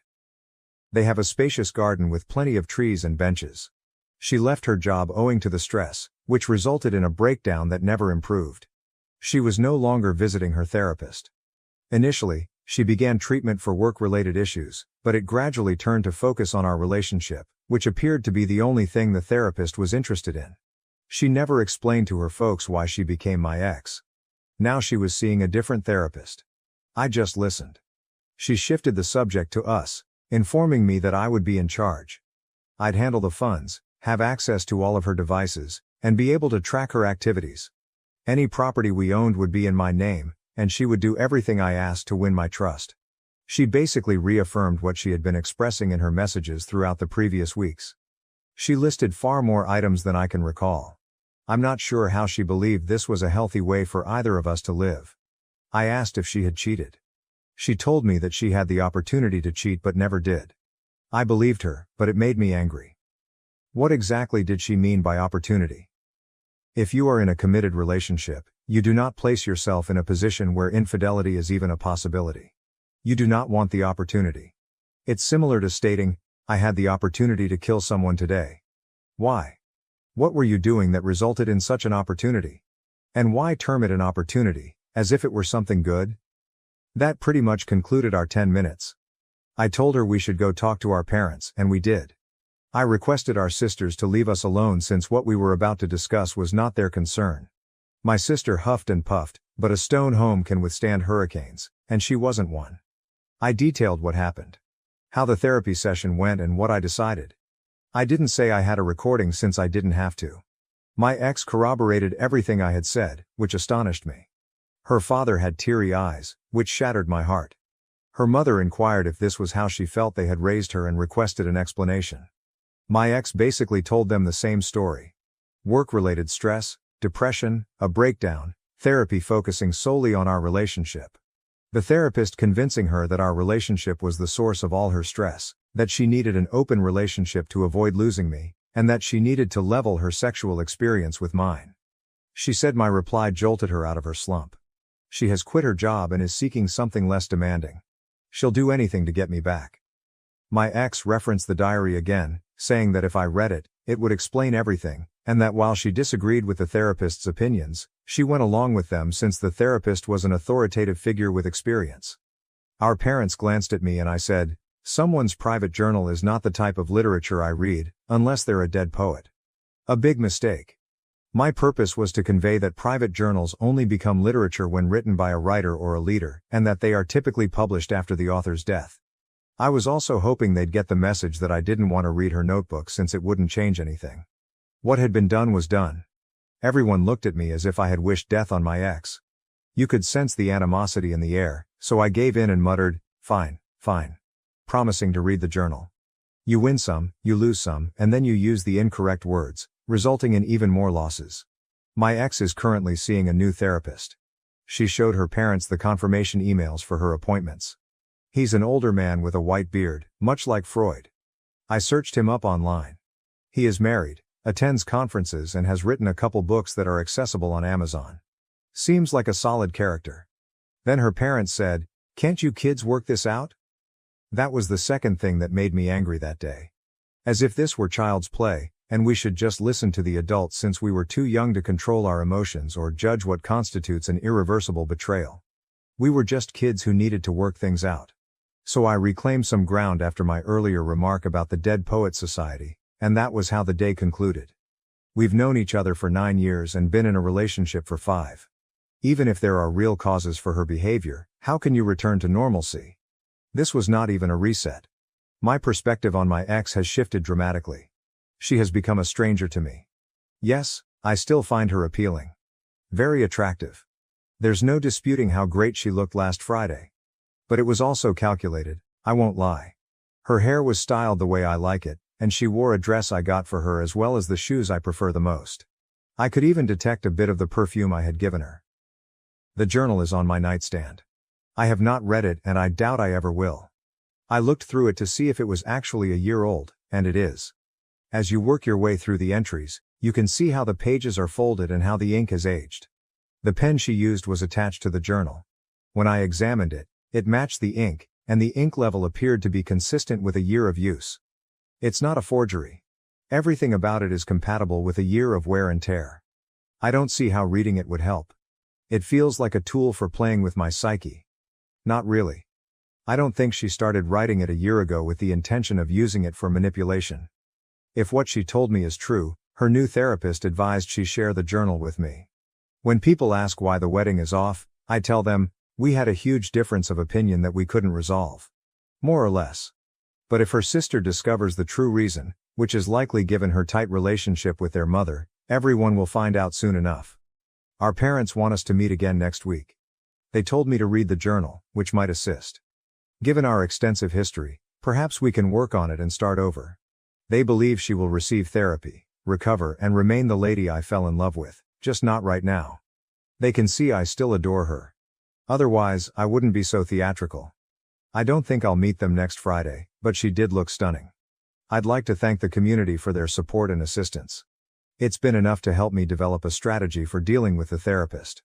Thank you to everyone who shared resources and information about what to do next. What do I do with her journal? Return it, keep it, or read it 90 years from now? Update 2. The therapist no longer works at the facility. The clinic's lawsuit is most likely the primary motivator for this decision. Someone unrelated to my case has sued them. I don't have any other information. The therapist attempted to reach me but was unsuccessful. I believe she learned about my report on her and requested more information, but who knows? I didn't interact with her. She was blocked and her questions remained unanswered. A faint voice in the back of my head suggests that filing that report may not have been the best move. It could attract unwelcome attention, and the persons behind the lawsuit could approach me for assistance. Despite this, I can't keep a satisfied grin off my face, knowing that the therapist is in trouble. To those who have questioned whether I have emotions, if this isn't proof enough, I'm not sure what would. And I hope you understand sarcasm. Mela, on the other hand, complicates matters considerably. I added a brief update to my previous post concerning her journal. I decided to return it, and I was quite clinical in my approach. On Monday morning, the courier we use at work handed the journal to her. I attached a note explaining why I had not read it. Everything came down to her refusal to accept responsibility for the situation. By giving me the journal, I felt she was washing her hands of the situation, putting the duty of finding solutions on my shoulders. In return, I washed my hands of it. To be honest, I felt a pang of sadness the moment they told me the journal had been returned. Perhaps I should have read it. Later that day, Mela arrived at my workplace. She didn't cause a scene, nothing like that. She waited patiently in the lobby. Her goal was to wait until I ended my workday and then talk to me. Naturally, I discovered she was present quite quickly. My options were to send her away or talk to her. So we talked. Several architects planned the end of our relationship. 1. Stress. This was something I was aware of, but I had never recognized how serious it was. In retrospect, when she began seeking for a therapist to help with work stress, I should have been more conscious of the issue. But she always said everything was all right, so why shouldn't I believe her? Whether she was seeing a therapist or not, she had a breakdown at work that she kept hidden from me and her family. 2. Miscarriage. I may have become a father. She miscarried.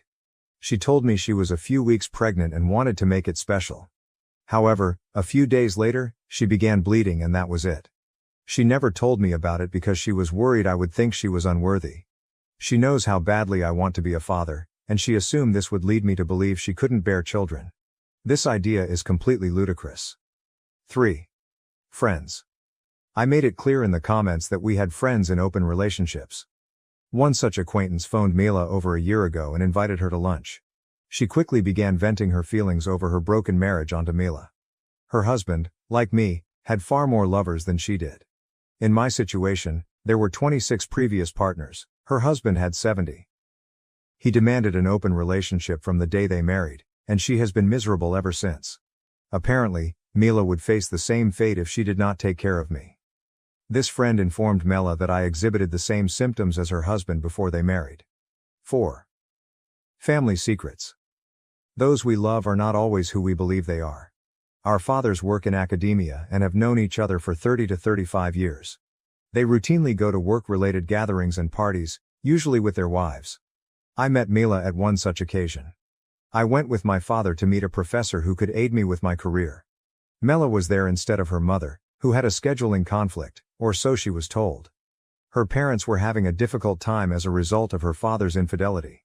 Mela just learned about this recently, when she discussed the concerns raised by the previously mentioned friend with her mother. This was a great shock for her. Her parents always appeared to be the ideal couple, a role model. They certainly patched things up and maintained the appearance of a wonderful marriage throughout. The 4 horsemen of the apocalypse combined with a therapist with questionable objectives, and that's how you end a relationship. The therapist was excited to plan my open relationship and validated what my friend had said. Men like me would never be pleased with only one woman. I would eventually seek more, and the only way to cure my cheating impulses was for Mela to sleep with other men until we evened out the numbers. Of course, I would be opposed to it, but that was okay. If I loved Mela, I could understand. This was a multi-layered concept. It would not only cure my alleged cheating conduct, but it would also affirm my love for her and enhance our bond. Naturally, this approach would have failed, and I believe that is precisely what the therapist was going for. Our relationship would not have survived. What the therapist did not foresee was how quickly I would react, or so I believe now. Mela and I met every day for the rest of the week, and she answered every question I asked her. One thing was clear, she was willing to fight for our relationship, whereas I was ready to leave things. At the end of the week, I had to depart for another city for work. The trip was intended to be 2 weeks, but it was extended to 4 weeks, more billable hours, heh. Before leaving, I gave Mela a copy of the therapy session tape. She knew I had it. It was one of the first things I discussed with her when she arrived at my employment on Monday. Listening to the recording rattled her to her core. What she remembered about the treatment session differed significantly from what was on the recording. I believe she finally understood where all of my acts and conduct towards her originated from. During those 3 weeks, I had little interference from anyone and was left to my own devices. It was wonderful. Several individuals in the comments offered me a beer if I ever visited their city, and I accepted. It was my first time meeting another Redditor, and surprise, he was not a weirdo. He and his wife were excellent individuals. Mila paid a visit in the 4th week. We had been in communication for the preceding 3 weeks, discussing a variety of things, most of which were about us. One important concern was finalizing our honeymoon plans. We were meant to go to France for 2 weeks following the wedding, but neither of us could go right away, so it was scheduled for 3 months later, and it was quickly approaching. We already had non-refundable travel tickets and hotel reservations, but we no longer had us. That 4th week, we chatted more and decided to go to France as friends. I can already imagine eyes rolling. But France was incredible. Visiting a place like that reminds you that the United States is medieval in comparison. Americans are easily identifiable in museums. To be honest, learning how to act in foreign nations should be required in our schools. We returned from France as a couple again. It wasn't due to the magic of Paris though. We're not back to our previous selves yet and there's more work to be done. Several points we agreed on, in no particular order. 1. Mela is seeking for a new work that is less stressful. 2. Our friends in open marriages have been branded a toxic influence, and we will no longer socialize with them. 3. We both like the name Mela, and it will be used for our first daughter, thank you France. 4. Never hide anything from your partner, such as a miscarriage. I'm quite upset about this one. 5. We'll acquire a dog and a cat. 6. Mela will keep seeing her current therapist for a time. 7. When we do marry, it will be a simple wedding with only our immediate family. 8. We'll probably visit Italy next. I suppose this is not the thrilling update everyone was hoping for. Many of you requested an update, and if you were hoping for rage, hatred or revenge, I'm sure there is a version of this story in which those things are feasible. But as I've stated from the start, I didn't detest Mela. My actions were based on self-preservation at the moment. Her behaviors indicated that she wanted something other than what I believed we both agreed on. There is no reason to be concerned about her mental state. When her therapist's impact faded, she returned to her previous self, more or less. These events have unavoidably altered her, but she is now in a better state. You'll recall that she promised me control over her finances, tracking her location and full access to all of her devices. Aside from my disinterest in such a lifestyle, those were simply attempts to continue the conversation. We agree to be open with our devices, but we have always been, so nothing has changed there. We will continue to share our finances, as we have always done. Thank you to everyone who left comments and sent me private messages. Some of the advice I received was invaluable, and I'm eternally thankful. Writing these pieces and interacting with you all has been quite therapeutic, a great way to relieve stress.